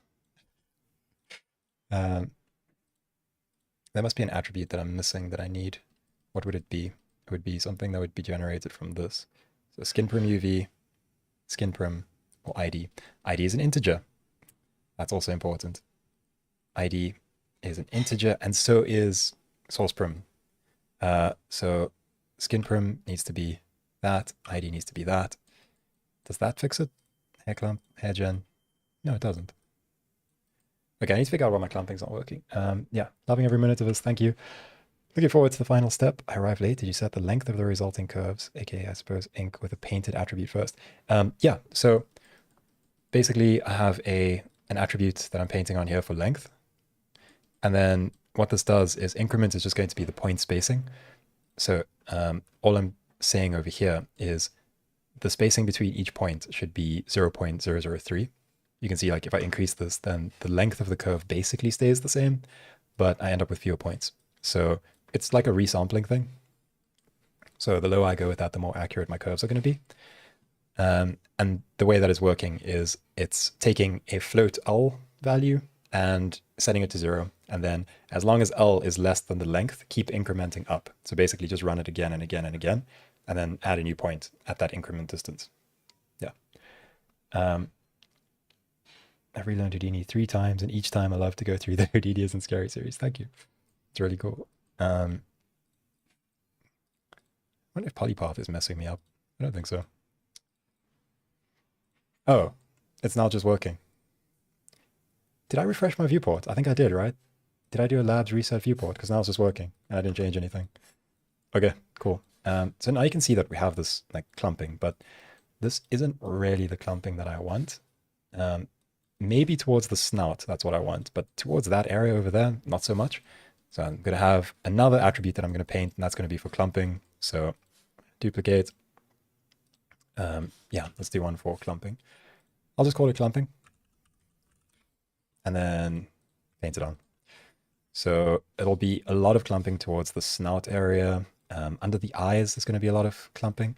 So especially the small hairs, they're going to clump a lot. So that looks good. And then over here, very little clumping. Over here, maybe a bit more. Over here, not so much. And then back here, it's going to be very subtle.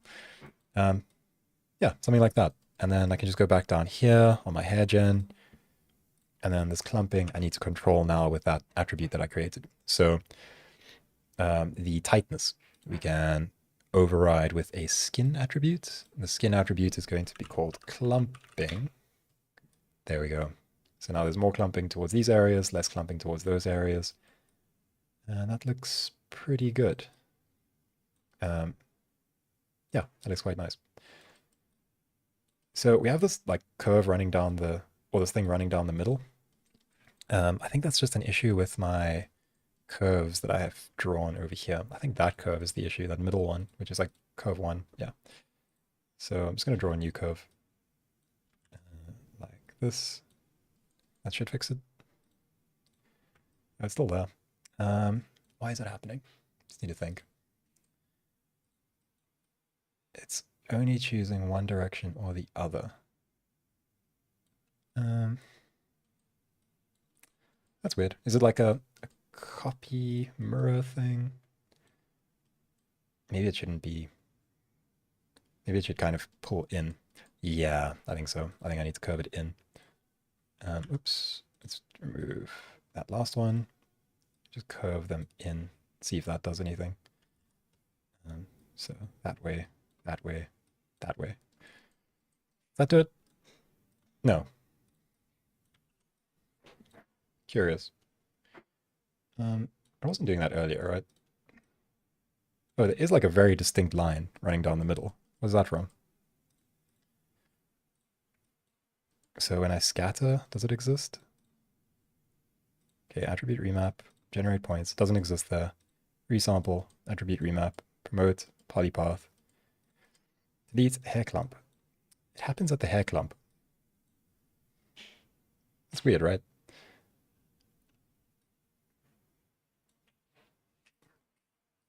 Wait, is this hair clump?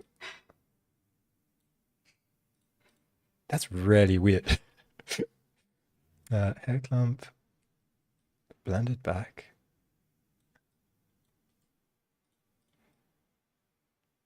Okay, I mean, that kind of works for me, I guess. No, it doesn't work for me. Still linear blend as well. Tightness, clumping. Okay. I think that looks fine, actually. That looks fine. Has it got something to do with the clump search radius? Potentially. Can you explain your theory in the beginning again? I want to make sure I didn't miss anything about your mindset. Yeah, sure. Okay, wait, let me just go through all of these questions quick. Loving every minute. Yeah, thank you. And anybody, may I ask where you're working? Yeah, so currently I'm freelancing and I do work for side effects. So that's why there's not that many videos on our YouTube channel. Most of them are on the side effects channel. So that's the one thing. And then been doing some like live training and things. I'm getting into that a bit more. So yeah, I've been like doing training at studios, doing like workshops and things. Can I explain the theory in the beginning again? I want to make sure I didn't miss anything about your mindset.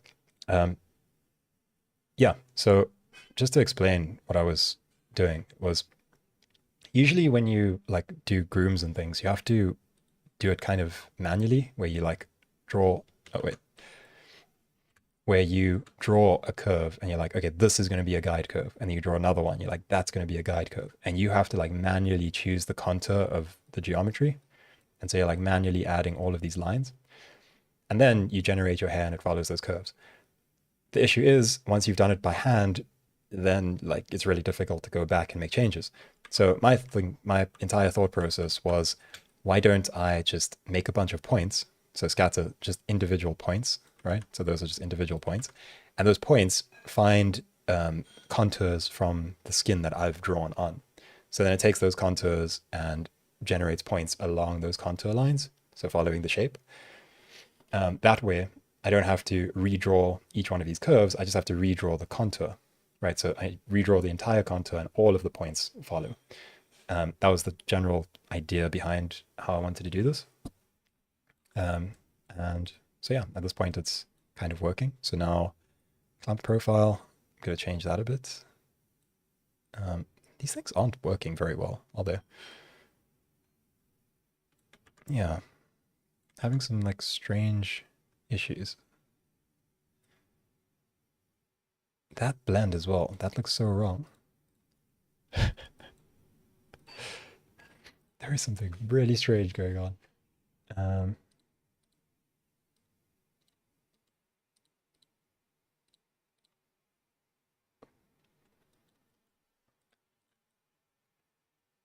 okay, I need to figure out why it's doing these weird things. Um,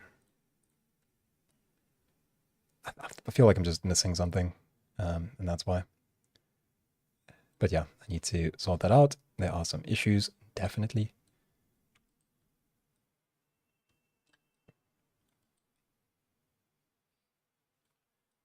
Okay, like that line down the middle is probably the most concerning part. Um, wait a second, is it... Does that have to do with my geometry? I'm also just going to clean my geometry, I think. Let's clean it, just in case. Clean. And delete some attributes. That did something. No, it's not that. Yeah, I don't know. If anyone has any idea why that's happening, then let me know. Clump radius. That's what you mentioned. It's clump size, search beyond. Search beyond clump radius. Is that it? No. Um,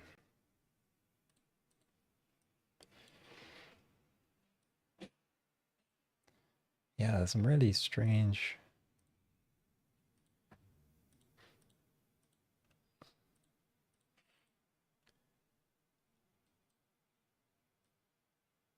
It's really not how I expect this thing to behave, which is why it's bothering me.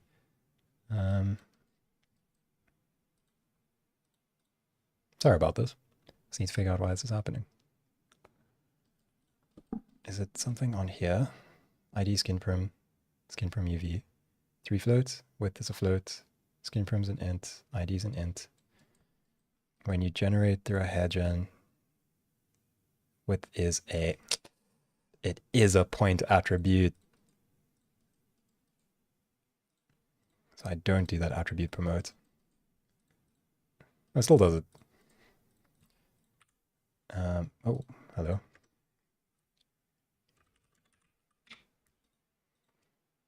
Guides and skin.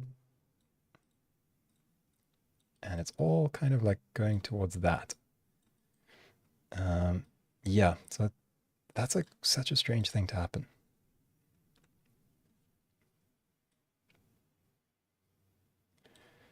There is something very wrong, and it's bothering me because I cannot figure it out. I mean, this is good. You get to see that I struggle with strange things.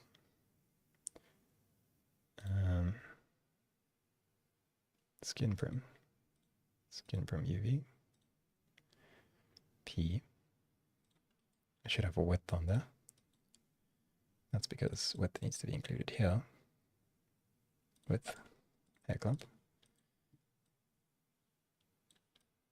It's now jumping to those 2 points.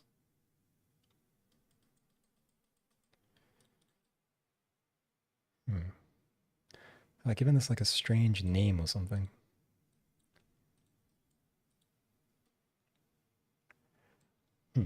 Some value called influence radius. Maybe that's what I was thinking of.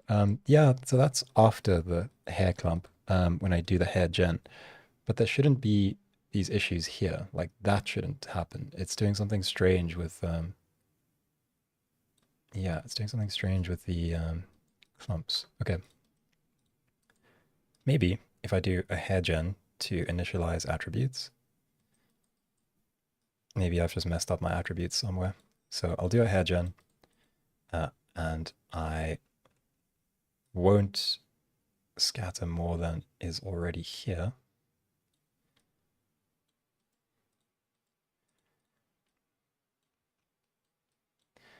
some really strange things. Even my length and things, it's not working so well.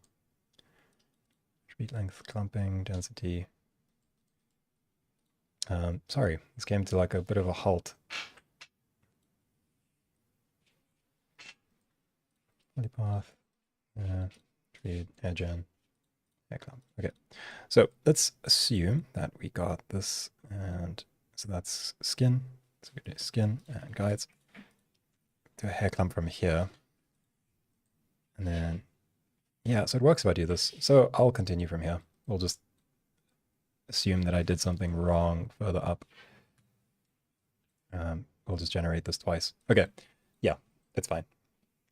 So we now have that, and then we want to generate hairs from that. So hair gen. I did something wrong with the attributes or something, but I couldn't tell you what it is exactly. Guides, skin, someone skin, and guides. And then grow guided, and then just an amount. Okay, we're starting to get somewhere. Now, again, we want to make sure that we use that clumping attribute that we created. So tightness is going to be overridden by the skin attribute, clumping. So now there's clumping towards here, less clumping towards the back. And then we can do some things based on each one of these clumps. So just want to change this a bit, taper it in.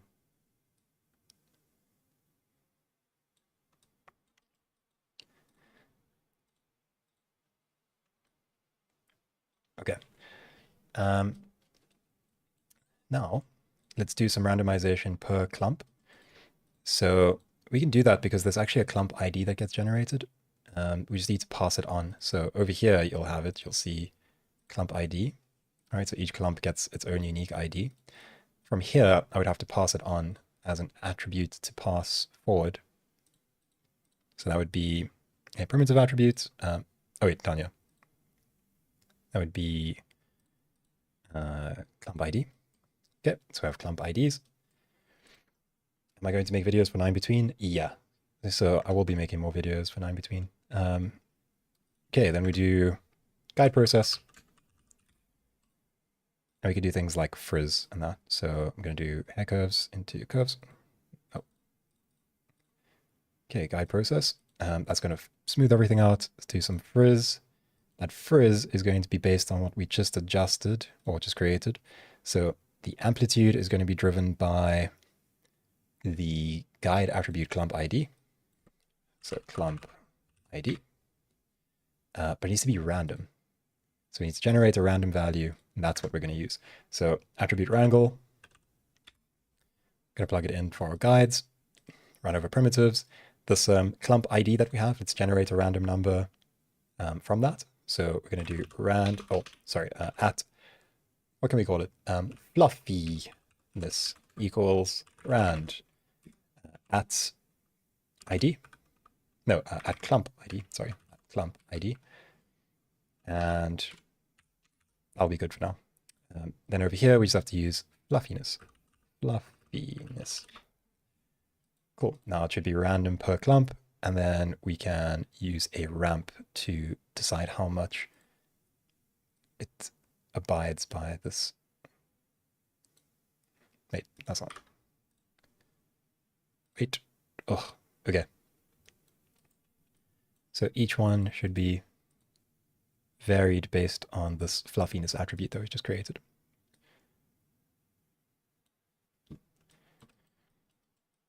Okay. Then I'm going to do a similar thing with like a waviness kind of attribute and all of that. So yeah. The other thing is maybe each one has a random width. So we can also do at width times equals fit01 rand at clump ID and give it a random value. That fit01 needs to be fit between a range. We're going to go times equals, we're going to say maybe 0.3, 0.4 and 1. So each and every cluster can have its width adjusted by this amount. But But that's going to actually have to be a point attribute. So I'm going to move that. I'm just curious if this has to be a point attribute. No, it has to be primitive. I'm just trying to figure out if this uses point or primitive attributes, because then we can do guide attributes. Does it expect a... No, it looks like it's working, I think.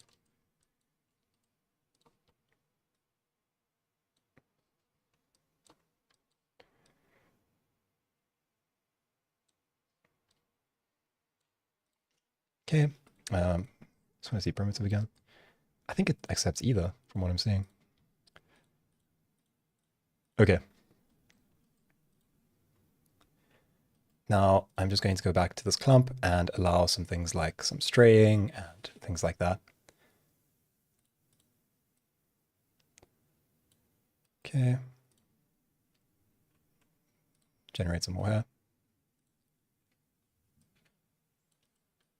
There we go.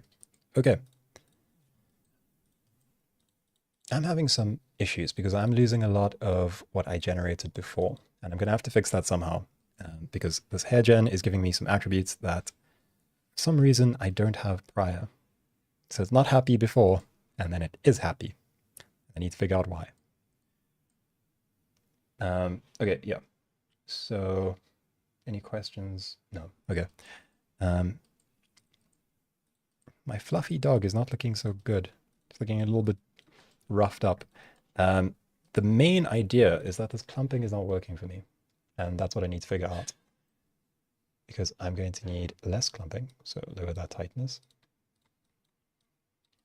Let's end up with that.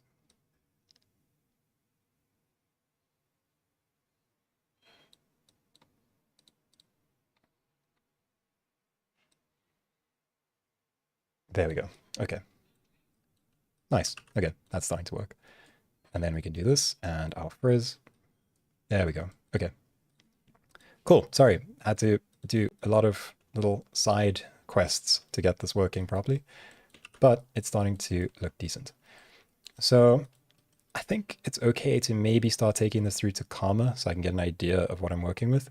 I do want to start adding some other things like some waviness and some noise. So we'll do another guide process.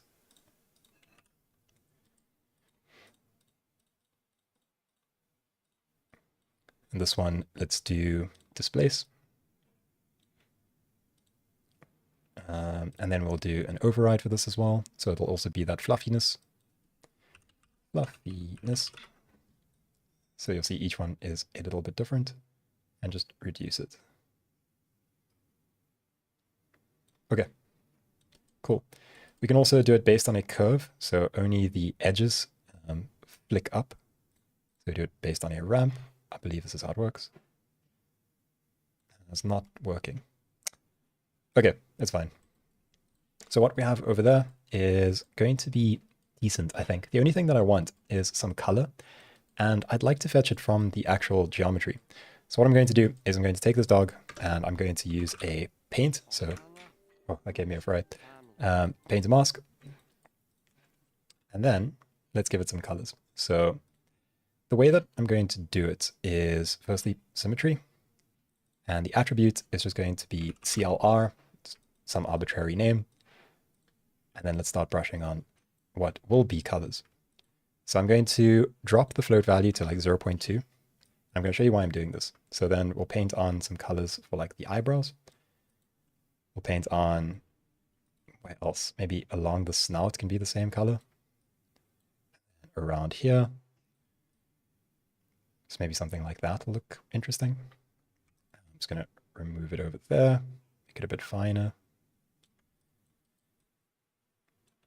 Okay, and then that's going to be the one color. Then we'll do 0.4, and that's going to be another color. And maybe that'll just be some sort of stripe type things. So I'll do stripes running along here. Maybe a bit differently, maybe like this. I'm using a mouse. I do have a tablet on my lap, and I could just be using it, but I'm not. I'm not sure why, but yeah, I could just be using the tablet. So there's that. Let's see, maybe a little bit under the eye. There we go. And then increase this again. We'll go 0.7.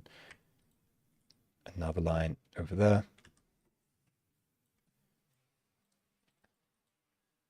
Maybe one along. I don't know. What's interesting? Can do some lines up here. Maybe one at the back. We'll also do it for the ears when we get there.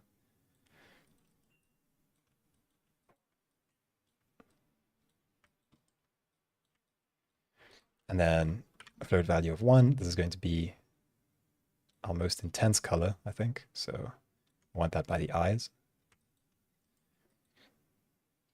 I don't want to make it look like it's got eyebrows, so I'm going to avoid that. I think I just want this color here. Okay, and then what I'm going to do is I'm just going to use a color node and derive color from that. So we're going to ramp from attribute, we're going to choose CLR, and now I have a ramp that I can control colors with. So let's do inverted black body maybe. Yeah, that's fine for now, just so that we know what we're dealing with. And then that's going to be our new Doggeroo skin. So I'm going to plug this here. That's going to be our Doggeroo skin. And now down here, where we start generating hair, we can fetch that attribute. So attributes, let's go and fetch our CD. There, it fetches it onto the actual fur. A very German Shepherd. Yeah. I already realized now how German this dog looks. Yeah, German Shepherd. Okay, so we have that. And I'm just going to create a null for this. And these are going to be our, let's call it guides out. Going to do a thing where I grab the skin. I actually don't even want those colors, so I might just grab the dog here. That's going to be another null. Dog out. Okay, and then I'm going to go to the stage level. So over on the stage level, we're going to have to import these. So sop import. Going to sop import firstly the dog. So dog out. We're going to just call it Doggeroo bust. And then I'll make another one. That's going to be for the guides. So we'll do guides out. That's going to be fur. And let's just do a super basic lighting setup. So I'm going to use a dome light. Let's make it kind of, let's see, general assets, HDRIs. We can do, what's going to make it look cool? That doesn't really matter. I don't know why I'm spending so long. Forest Cave, let's do that. Okay, and then I'm also going to do a light behind so that I can hit the edges so that I can see the shape of it. And let's go back to the front. That's our strange looking dog. Drop the camera.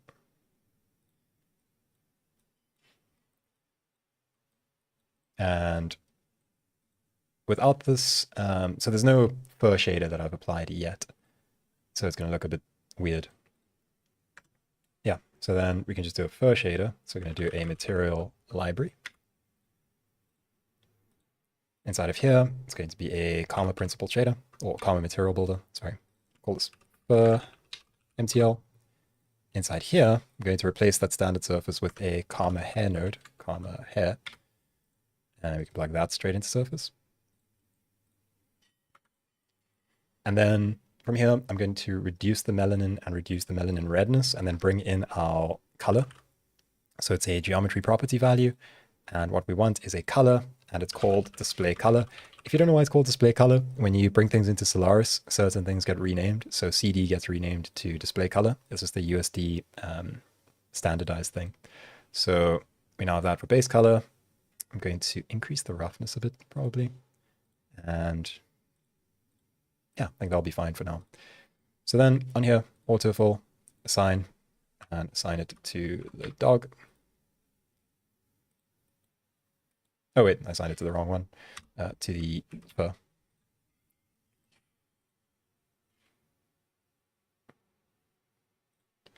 Okay, it still looks kind of ridiculous, but it's getting somewhere. So we've got our fur that's starting to look like something. So now I just want to build like a mane, and I don't really, no offense to like the Germans, I don't like the sort of German color that I've got going on, so we're going to make an adjustment to that. Yeah. Say there's a comma fur node. Is that a thing? I think it's just the hair node, right? Oh, comma fur. What's the difference? Cortex, medulla. Oh, okay. That's an interesting one. Let's see. Yeah, no time like the present. Let's try it out. Let's see what this looks like. Base color. That's got a lot of melanin, so reduce melanin. Reduce the redness. Okay, yeah, we'll use the fur shader. Cool, thanks.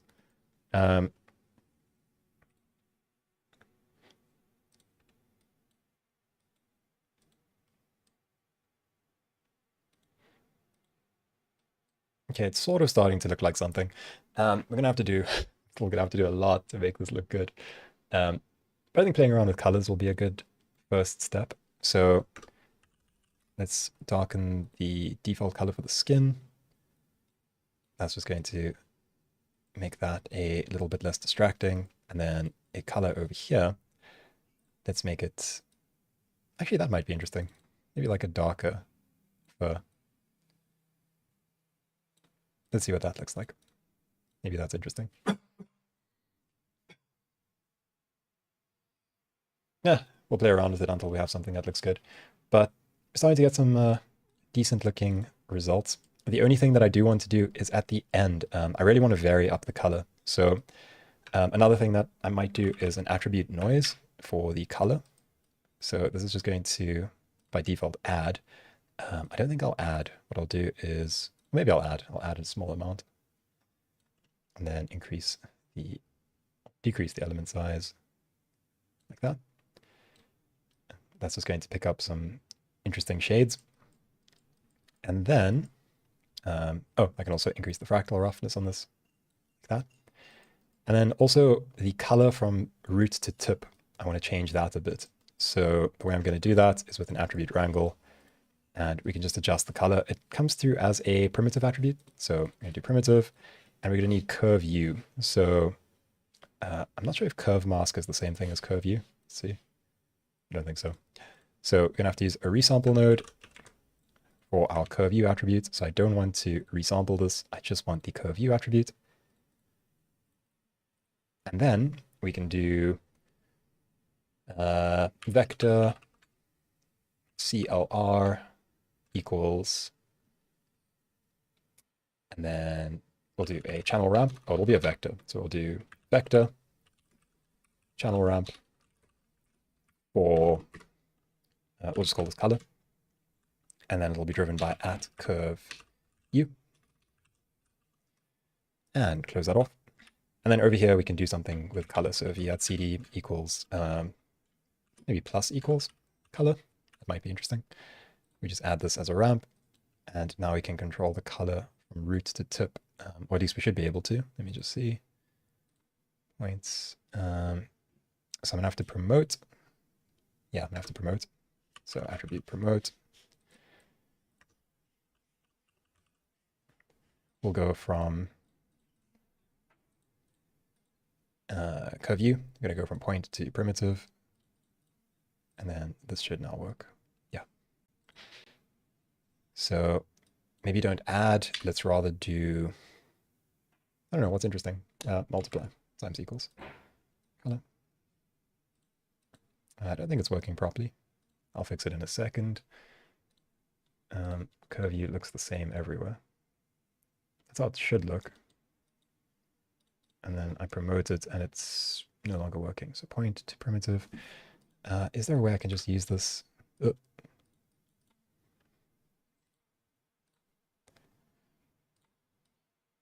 Yeah, and then I want the original color.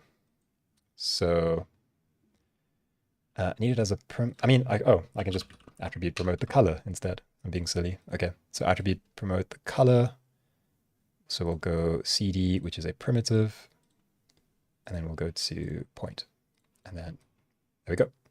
So now we can apply this sort of secondary color to the roots, and then this other color to the tips. Go to stage level. That should make it a bit more interesting. Yeah, sort of. So I'll have to work on all of the colors and things. I think maybe it's also not happy with this, so I might promote it back to primitive from point. Let's see that. Okay, yeah. So I'll come back to play with all of those settings. For now,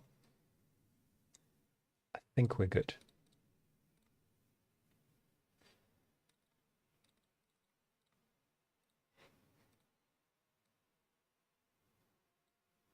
So it's base color.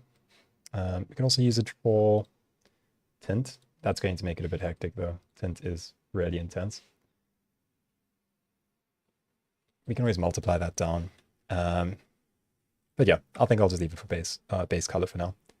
Okay. Okay. Okay. Carver, how many hard drives? Yeah. Oh, yeah. All right. So let's start to do the long fur. We'll get back to color and things later, but I think it looks okay. I might make changes to the actual model, which is cool. I can actually make changes to the model, and all of this is procedural. It'll just fix itself. So let's just make a few more types of hair, and then we'll focus on the render. I need to focus on eyes. Okay, let's do a break from fur. Let's do the eyes. I think the eyes are important. So let's go back up to where we had these. So let's generate some eyes. So we just have one. I'm going to, what is the best way to do this? Let's increase rows and columns. Going to rotate it. Bring it back to origin. And then let's do a UV flatten, maybe. Can I just get away with doing this really simply?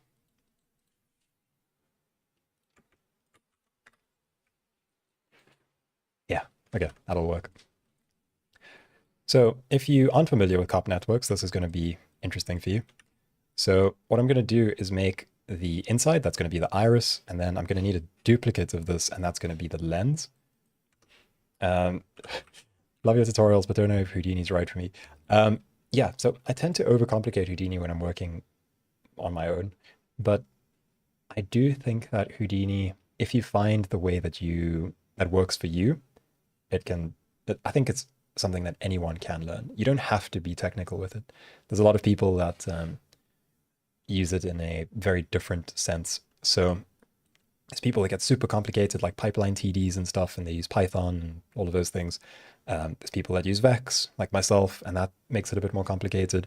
But then there's people that just use VOPs, and they stick to very nice little tools and things. You also just have to find, because I think sometimes people go for like really large scale simulations as the first thing that they try.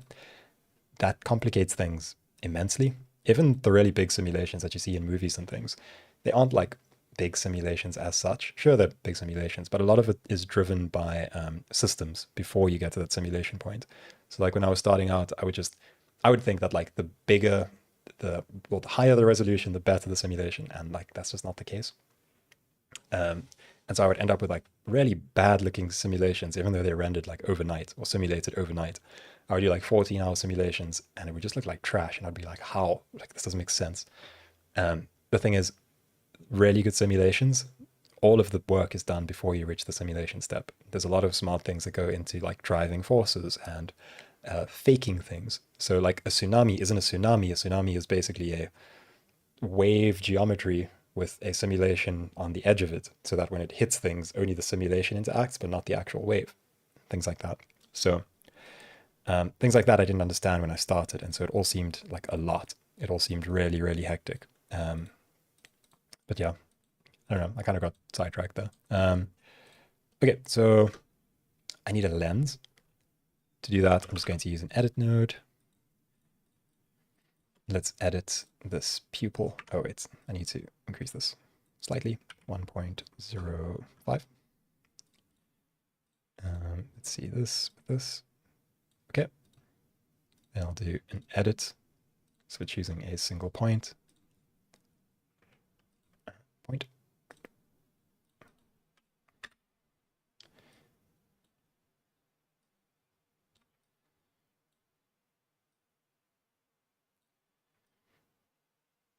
Okay. We'll come back and correct that if we have to. Oh, whoops. Yeah. There we go. So that'll just be like our lens. That's fine for now. So I'm going to create a null for lens, and then create a null for iris. Okay, this is going to be cool. So if you're not familiar with COPs, this is going to be fun. So COP network, and I'm just going to work on the eyeball. So it's going to be our eyeball network. Inside of here, let's see what we want to do. So eyes are really cool. You can't really see it here. And I'm probably going to I'm going to do some overkill on these because I just like working with this kind of thing. Where is his eye? Where am I? Yeah. Yeah, you can't really see any detail there. But fox eye, close up. Do they have such a thing? Yeah, it might be better to look at like a cat's eye, because those are going to be easier to see the details in. Yeah, they don't have like super close ups. I mean, that's pretty close up. Okay, we'll do a cat eye close up. So the cool thing about eyes is these like radial shapes that kind of move out from the center. They are also kind of flat and then they dip in the middle. So you can actually see this as actual shading and things that's going on in there. So I'm going to do displacement for that. And the way we're going to do that, we can start with, I think, a vesica, so SDF shape, and then go to compound, go to vesica, and let's rotate it. So rotate by 90, scale it down. That's going to be the center of our eye. And then we can SDF to mono. That's going to turn it into that. I'll probably end up inverting that. I think we can invert it here. Invert, yeah. Now, we want things to sort of originate from the center. And the way that we're going to do that is with radial UVs. So when you create a noise, so like a fractal noise like this, this is generated in the default UV space, which is the same as just putting a UV map in. So you'll see that if you put a UV map, it gives you that. And if you were to, like, say, shift the UV space in any way, then it shifts the noise. Now, what we can do is we can make radial UVs and then generate a noise based on the radial UVs. The way that you can do that is with like a ramp mono. That's going to be concentric. And then you need one that is radial. And then you do a channel join,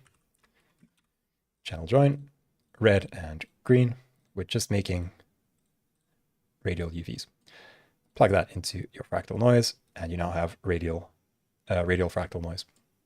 You have that line over there, so mirror the one side onto the other. So just mirror. You want to do minus 180, or 180, either one's fine. And now we got those like radial patterns. Now the thing is, to get them like kind of stretched, you're gonna have to adjust either one of these ramps. So I'm going to adjust the top one over here, increase the number of cycles. Oh wait, swap these around. That needs to go into green, that into red. What is it? I forget. Oh, it's the wrong one. That needs to be radial. This one needs to be concentric. There we go. Okay, cool. So now if I increase the cycles and then adjust the fractal noise, I'm starting to get those shapes that we see. So decrease roughness, increase element size.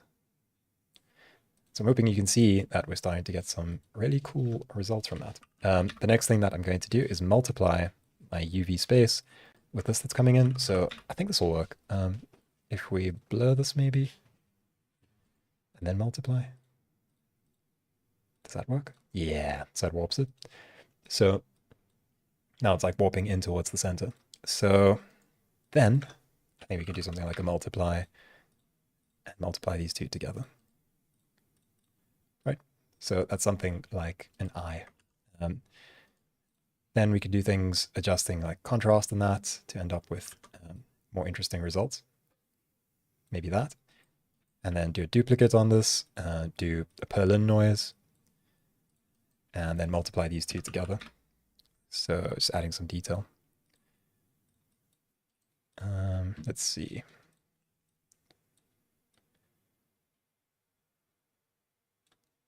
Yeah, that's kind of cool.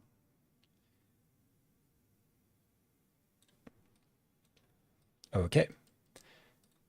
I'm going to do one more, maybe with an adjusted UV or something. What do I want?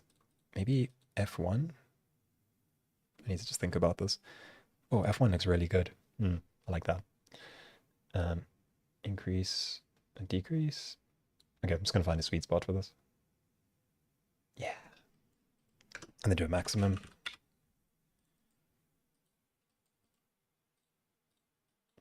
Cool. I think that looks pretty good. Yeah, okay. And now to use that as displacement. So I'm going to need that for displacement. Actually, maybe I can just use normals. Let's do normals. Height to normal. Like that. And then we can increase kernel size for smoother. Yeah.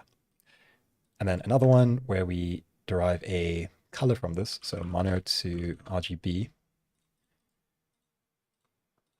And then let's choose a color. So we're talking about like diamond type eyes.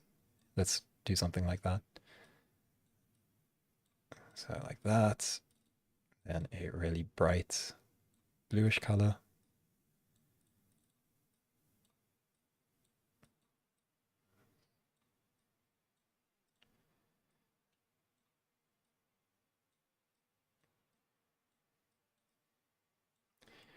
And I'm going to multiply that back with that over there. Multiply these two together. And yeah. Okay, so then that can be our... so we'll have a height to normal. So that's going to be our normal map up there. And we'll have an albedo. So normals and albedo. Albedo. And then we can test it actually. So on this iris over here, let's do a cop material. So a cop preview material. And then I want to fetch my base color. It's going to be a cop. We just have to choose albedo, Control C, paste it in here. It's offset, so that's fine. We'll just transform this afterwards. And then what else? We want to check normals. So cop and grab our normals. That's a bit intense. Okay, and then I'm just going to have to transform these UVs. Transform UV. I don't know how I'm going to transform it exactly. I mean, I could transform the sphere, I guess. It doesn't have to be this orientation. Yeah, let's transform the sphere. That's going to be way easier. Because I made a mess of my UVs, so. Yep. And spin that around.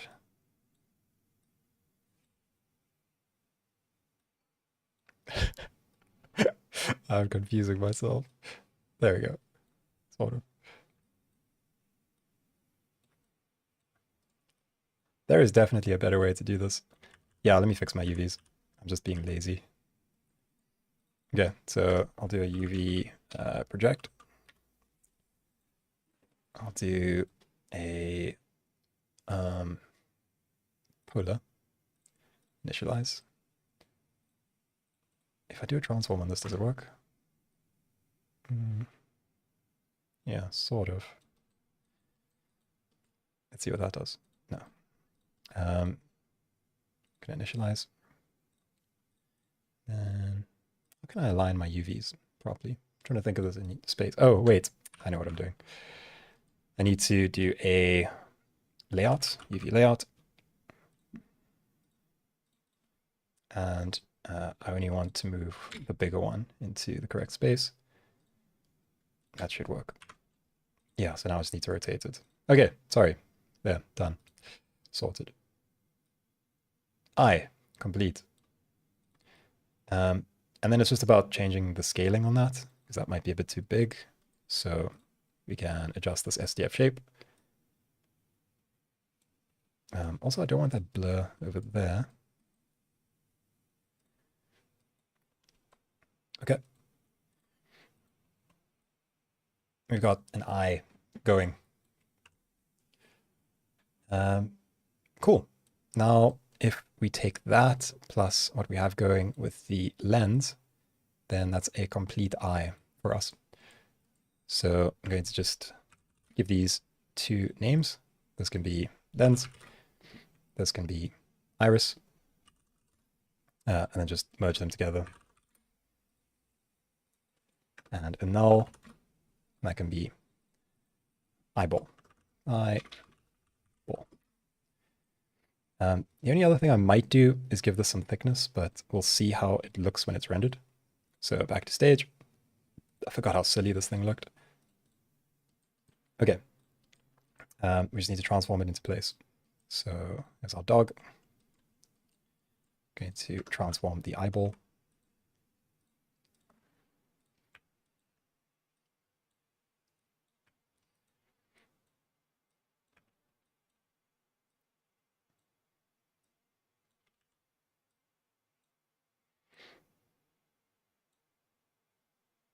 I wonder if it's going to look squint if I rotate it out.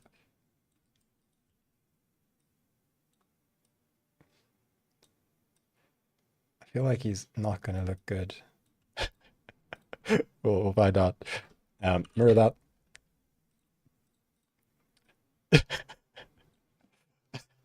I'm curious.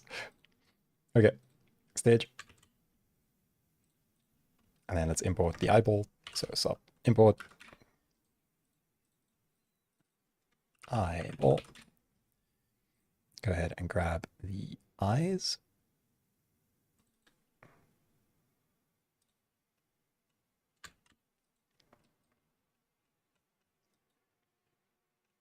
And then we'll do some material stuff.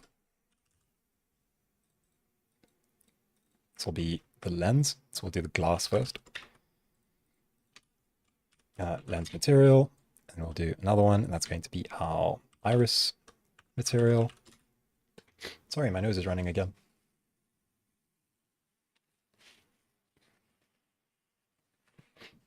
Okay.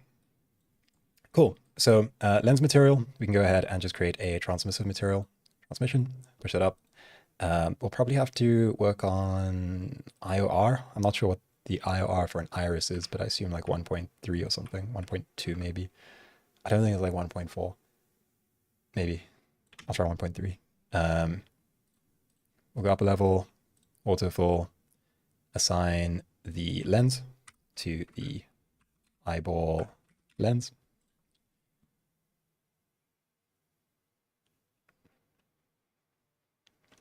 And oh, it shouldn't be rough.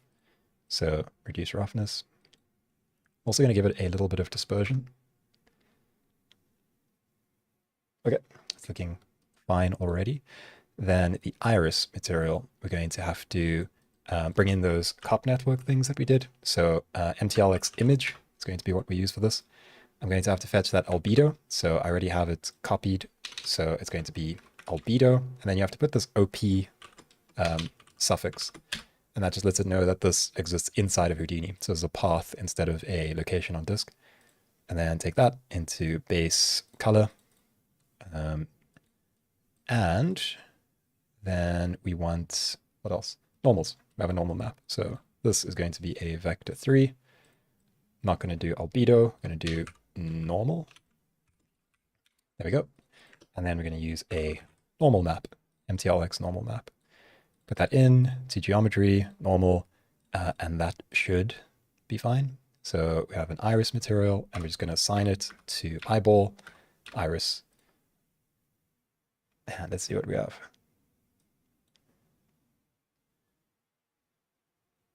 He looks so cute. His eyes are so big. He's adorable.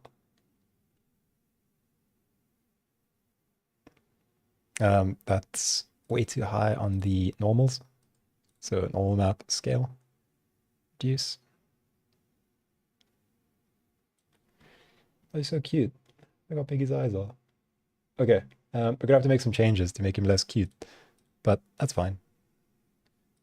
The first thing that I actually want is increasing the resolution on the eyeball. So I'll push it up to 2048. That should be fine. And then shrink everything down. So STF shape, roundness, want him more angry. There we go.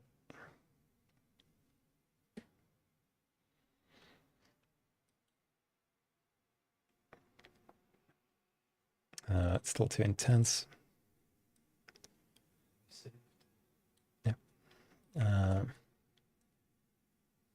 Oh, it's a bit odd, but it's fine. The only other thing is maybe I'll bring the eye forward a bit. Thanks, buddy. Okay. Bring that forward.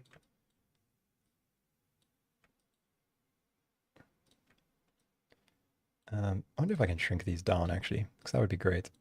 If they don't look lost in the head, then that looks way better.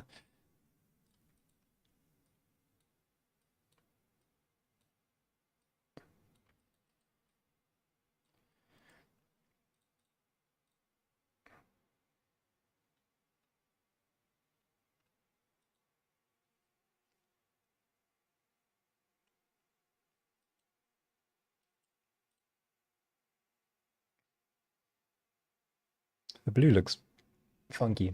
Gonna have to change that. But yeah, there's a few things that I need to make adjustments to. All of that's going to have to happen shortly.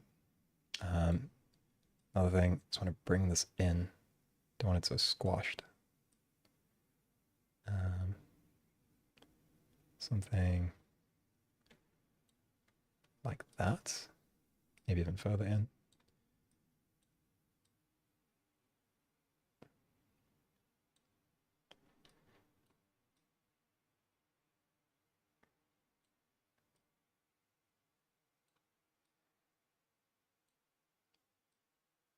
Yeah, okay, it's fine. Things like color, maybe that's it's too red. Oh wait, that's not red. Black body. Ooh, okay. Let's see.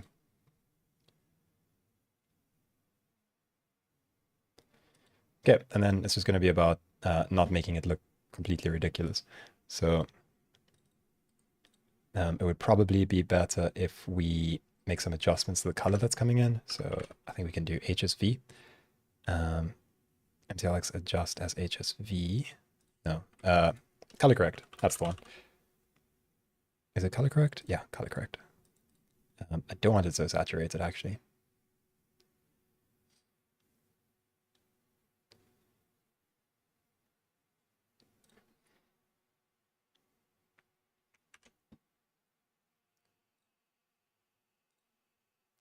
And then again, on the normals, it's still a bit too high. That's starting to get somewhere.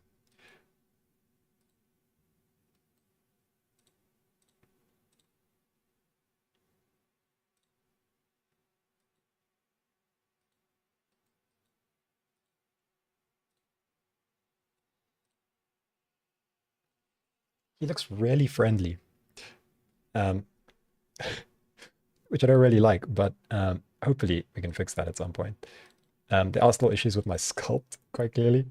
Would look cool if it affects specular color. It needs some eyelids. Yeah, it needs a lot. It does need a lot. And so you're saying it would be cool if it affects specular. Do you mean of the actual lens? But also maybe some subsurf in there. And then drive subsurface color. Maybe it's all unnecessary and I'm just wasting time. So this is going to be... Oh wait, subsurf gets all freaky with normals. We're not going to do subsurf for now. It's fine. I want that eye further out. So we'll do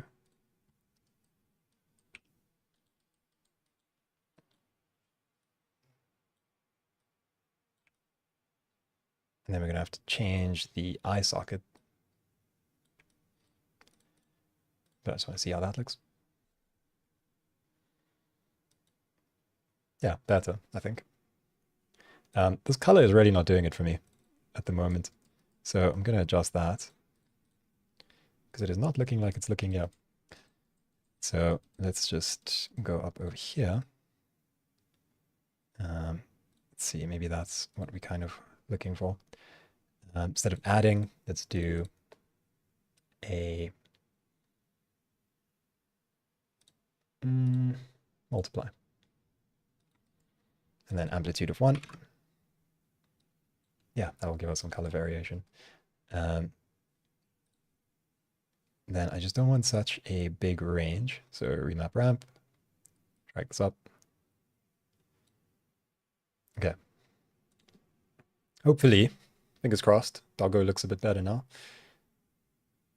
Yeah, okay. I think it's starting to sort of take shape.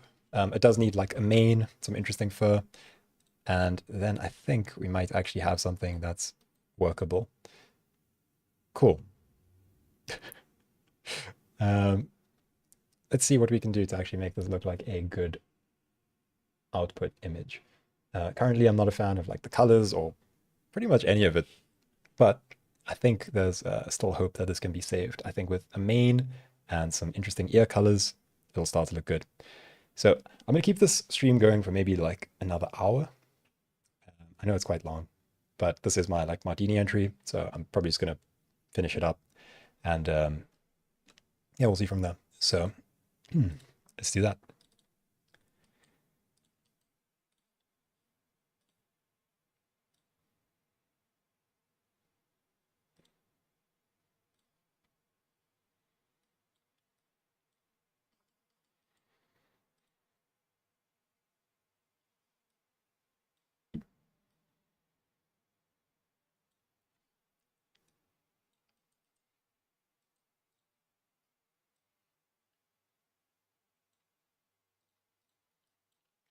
I am losing color.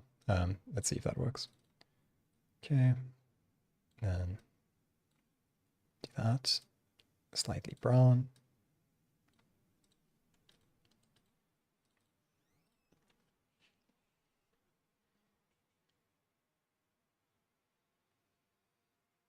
Okay, we can make do with this.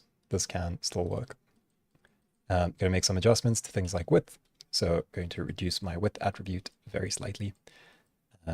Also soften this fur a bit. So I'm going to reduce this over here. So softer edges. And then reduce the width. Okay, and let's do the mane. So we want to do some interesting mane type stuff. I might also end up doing a different pose for this dog. All of those things. So let's also just give it some better lighting. This is very flat and kind of not very impressive. So I'm going to reduce this lighting. Going to do a cave wall. I think I want some blue lighting. And then let's go in with a light from behind. So we'll shape that down. Look through the camera view. Soften it. Exposure. Okay, we'll catch that edge, then we'll catch this edge.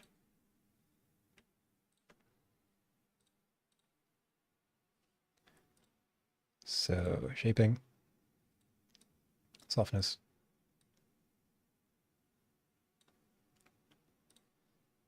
And then hit the front of it over here. So like the snout.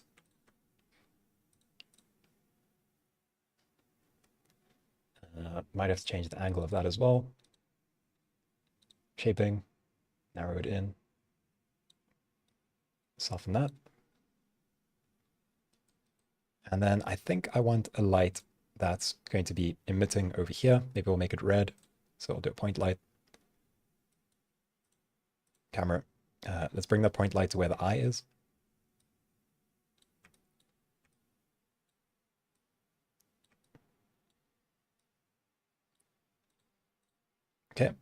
decrease that exposure and make it red.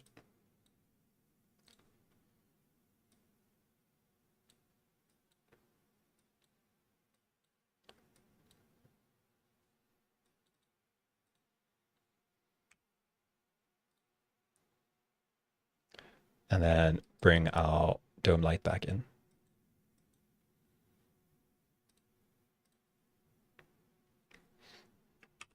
Yeah, so I think with a bit of with a few tweaks to this, it can start to look like something. At the moment, it looks very friendly and cute, still cuddly. So yeah, we'll start to work on those things. Fortunately, the fur tool that I have going on here, we can kind of just duplicate and run it for the longer hair. So I might just duplicate this entire chain and be lazy about it. Let's do that. So we'll duplicate this entire chain over here, run it over. It's not a good way to do it. Don't be like me. I just don't want to have to do all of the stuff on the side again. So this time, we're going to focus on the hair by the ears and things like that. So let's do density first. Going to reset all changes, visualize. We'll do density around here.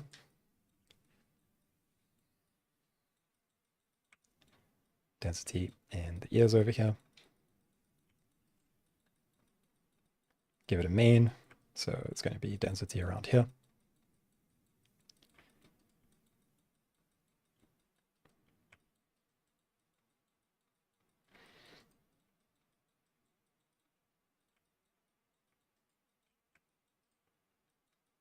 Okay. In terms of density, that should be okay. In terms of length, we're going to want to increase the length in the ears.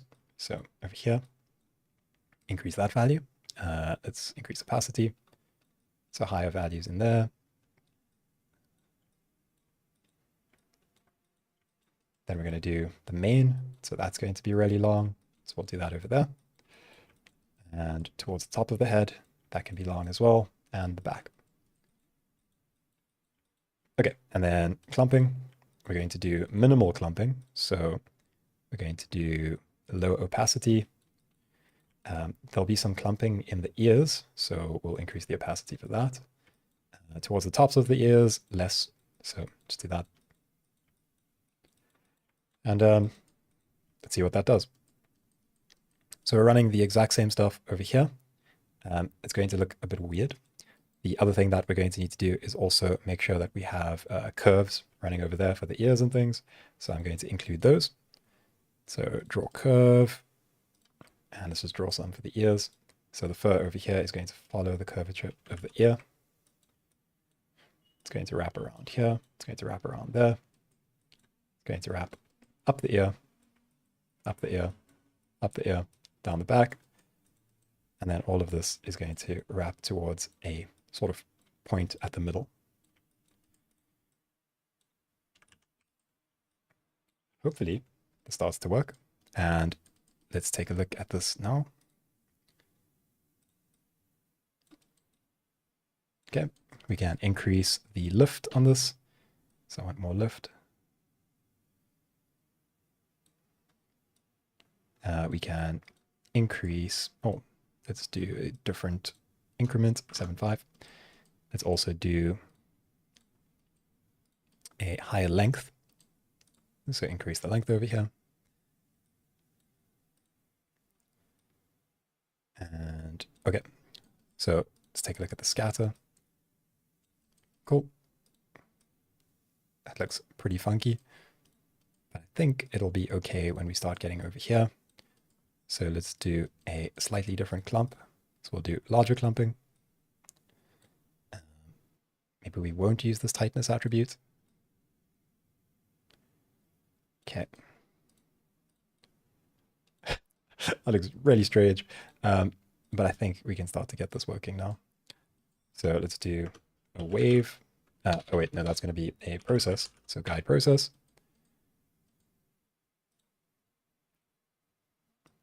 And we want to do wave.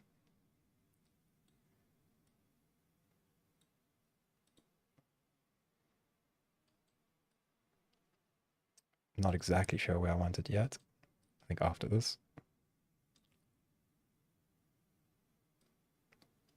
Okay, and then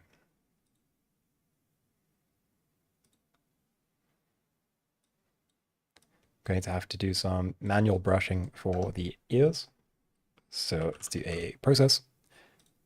Great. Is it a process? When I do brushing, I want to do, no, it's not. It's a groom, I think. Groom, guide groom. That's the one. Okay. So we're going to guide groom this to try and salvage what's going on here. So let's do a sculpt.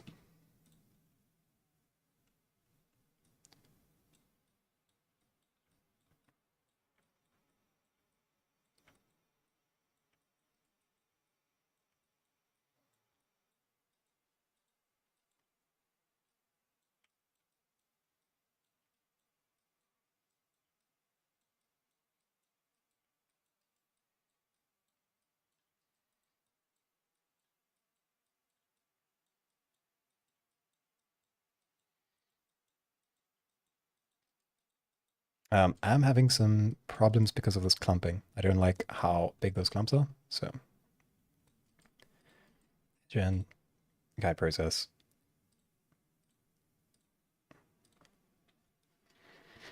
And I'm going to have to recalculate all of that. Brush options.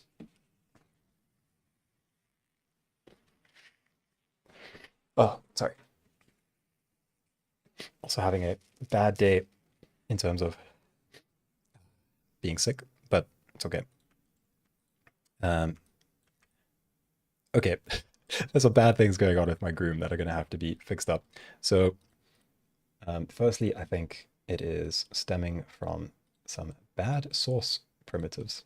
So let's see what we have up here. Do this, and yeah, so that already doesn't look great. Is it assuming a width?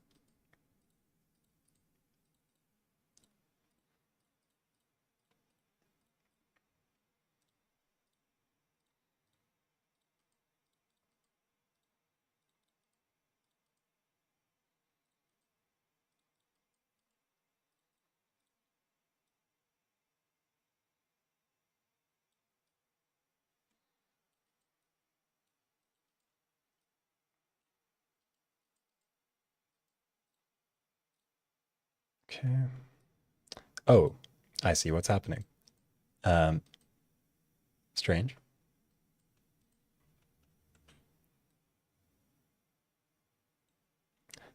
Why is that? Okay, let's do equals plus equals p10 increment times dir. Let's just see what happens if you change that. And then decrease this. Oh no, that's gonna crash, isn't it?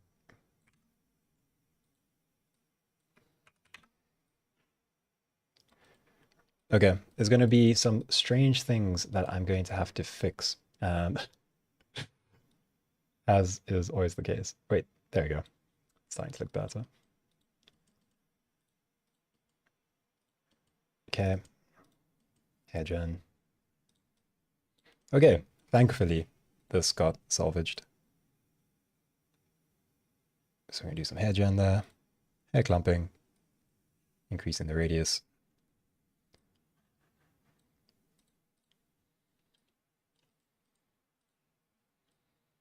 Okay, thankfully, we've got something salvageable. There we go. Okay. Some frizz. Now, guide groom over here, we're gonna have to recalculate. So I'm gonna clear it. And just run it again.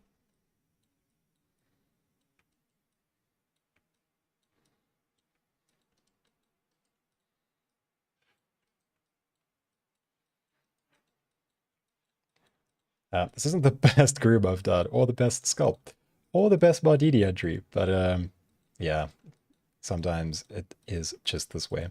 So let's take a look at what this will look like if we bring this in with the rest of our guides. And it's probably not going to look great because those things over there are just not looking right. things like our guide. Wait, let me hide my guide groom for a sec. This hair clump over here when we're doing the hair gen is giving us some results that I'm not exactly happy with. So the clumping that's occurring over here is, I find, a bit strange. So I'll have to make some adjustments to that, but I'm not going to waste anyone's time and make those adjustments right now. So now we also have the guides art main, and I'm going to bring that together with the other one. Let's do swap import. And we're going to do fur again. This one's going to be the main.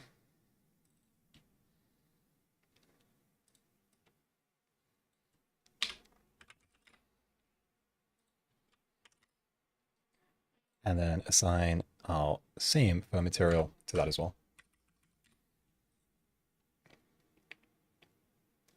Okay, so this is going to require a lot of tweaking on my side before it's actually ready to be submitted as an entry.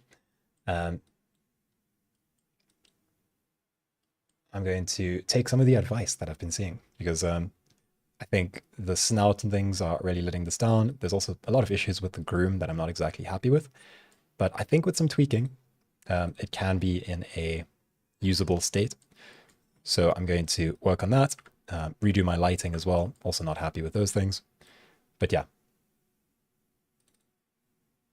I think it's still savable, salvageable.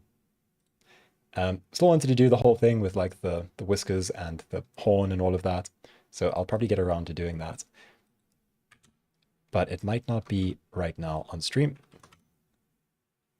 I just need to work on a few things. So let's see how much saving we can do with post-processing. Also, focal length and horizontal aperture are wacky. So we'll correct.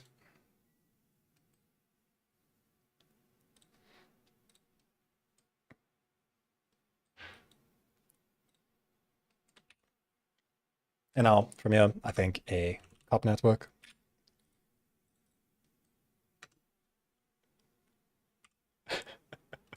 Cool. Let's do a slap comp block. And we have our doggo being brought in. And let's go ahead and add a glow. Let's also do a background. So we can just do, we can probably find an image, but for now, I'll just use a constant or a ramp. So let's do a ramp.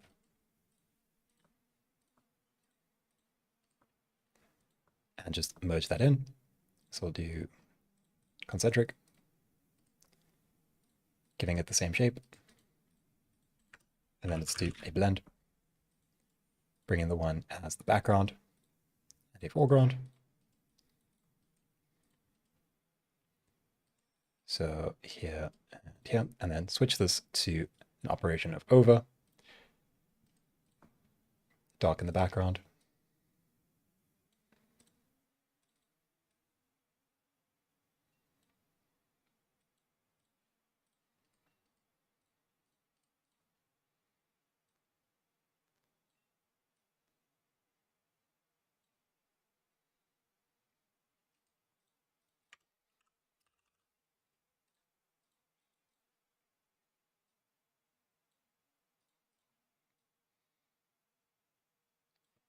Then I'm going to give this we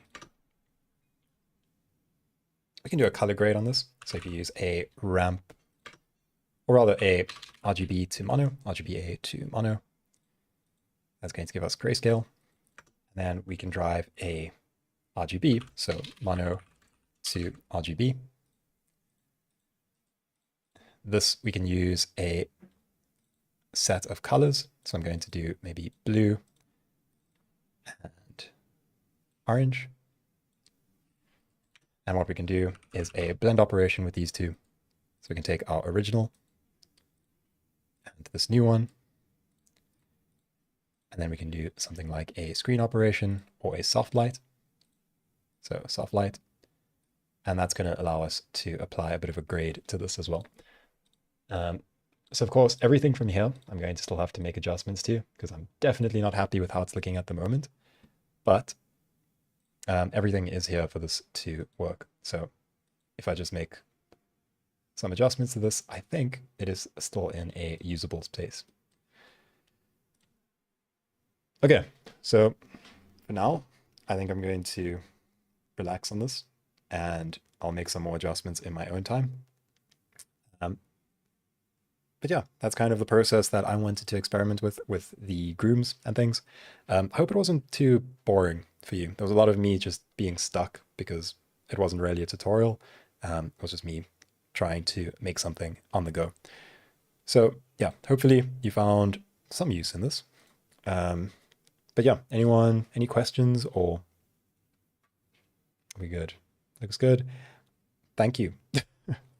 It does need a lot of work. So I think the main things are like the length of the mane and that. I would like it to be poofier. I'd like it to be lighter. Yeah, just a much floofier kind of thing going on. A bit more majestic as well. So, I mean, I can experiment with that right now, but I don't think I'm going to get it right now. So I'll keep making adjustments to this until it comes right. Maybe I'll do some groom operations down here to increase the length and things like that. So I have this. Let's see. Clear.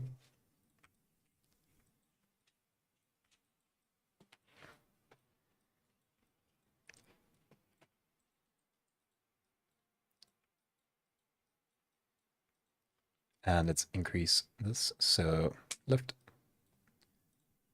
And then length. I do want to change the length of this. Just length.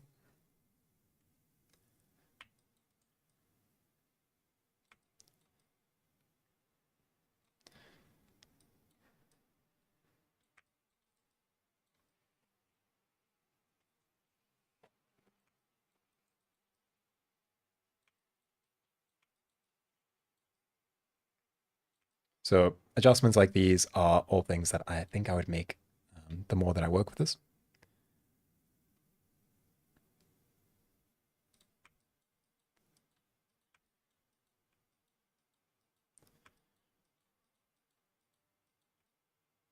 That would need to be resampled and so on and all of that. But yeah, can't leave us. We need part 20. Yeah, Houdini's hip. I'm getting back to that. So we will have the rest of that series up as soon as I can. It did get kind of put on the back burner for a while. Oh no, I ruined him. Gotta get rid of that groom. But yeah, we will have Houdini is hip being finished soon. I've just been kind of busy with some other things, but we'll get around to it. And I'll be sure to finish that series off. I know it has been a while. It's been a couple of months now that's been under development and being delayed. But yeah, we'll sort it out soon.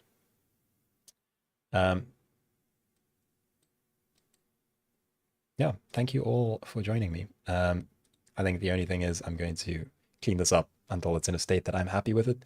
But I think that's going to be the end of the stream. So I'm going to hang around for just a few more minutes. If you guys have any like random questions or anything, we can discuss. And doesn't have to be about this. It can just be about anything. Houdini doesn't even have to be Houdini. Just want to find out how life's going. So yeah, thanks for watching. And I hope that you guys also join Mardini. It's really cool seeing the artworks that come out of it. But that's all. That's all for tonight. It's been a long night. Dang, just catching the end. I mean, if you like the kangaroo dog thing, then you can watch the whole one. It will be saved. Claimed to be a pro Houdini VFX artist, but it's a complete fraud, and his Houdini renders were just stock footage. That's crazy. I'm not affiliated with him, I promise. That's a crazy story. Just using stock footage. Like, how do you even feel confident in doing that? Like, somebody just has to go search for your stock footage and it's there. And your jig is up, you know? Search disk for 9 between. Yeah, so there is a link. It is on our community. Where is it? I can find it. I will get it to you right now.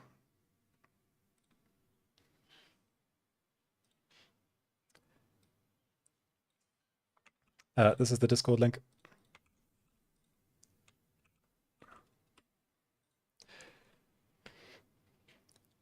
He said he was a Houdini engineer. I'm gonna start calling myself that. It's a good title, Houdini engineer.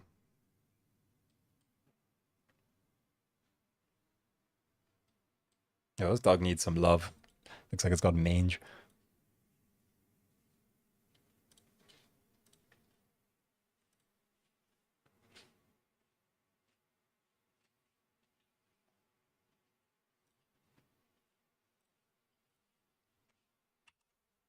By the way, I think Vex isn't scary still relevant these days. Yeah, it's probably the most relevant series still because Vex doesn't really change. It's all still mostly the same things, and the concepts are what's important. Very cool Pokemon. Thank you. What is the Mardini entry deadline? Can I still post stuff? Yeah. So you don't want to post for the days that you missed out, but you can just start from like today or tomorrow. It's still going on for another however many days, 24 days or something. Yeah.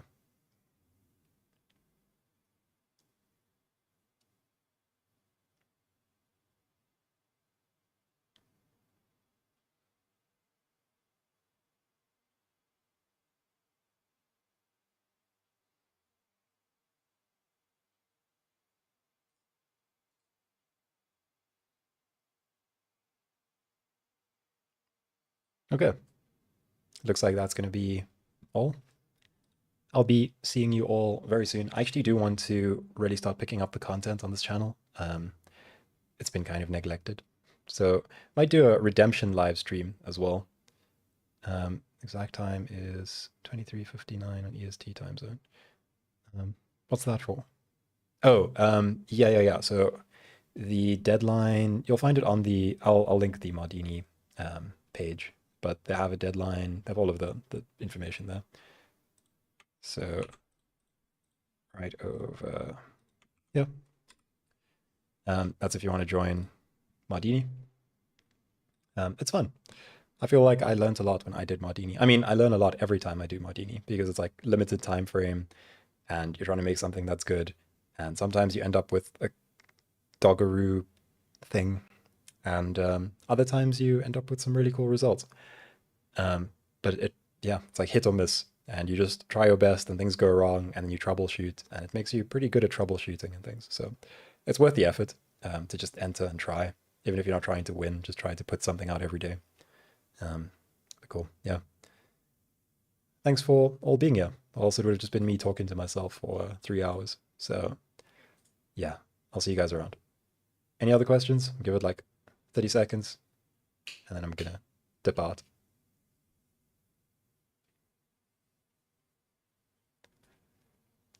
Great ASMR while I crunch deadlines. Come visit Luma again. Oh, who's this from Luma? Hello.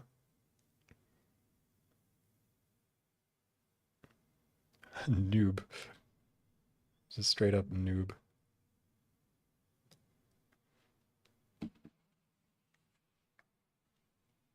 Cool. Thank you.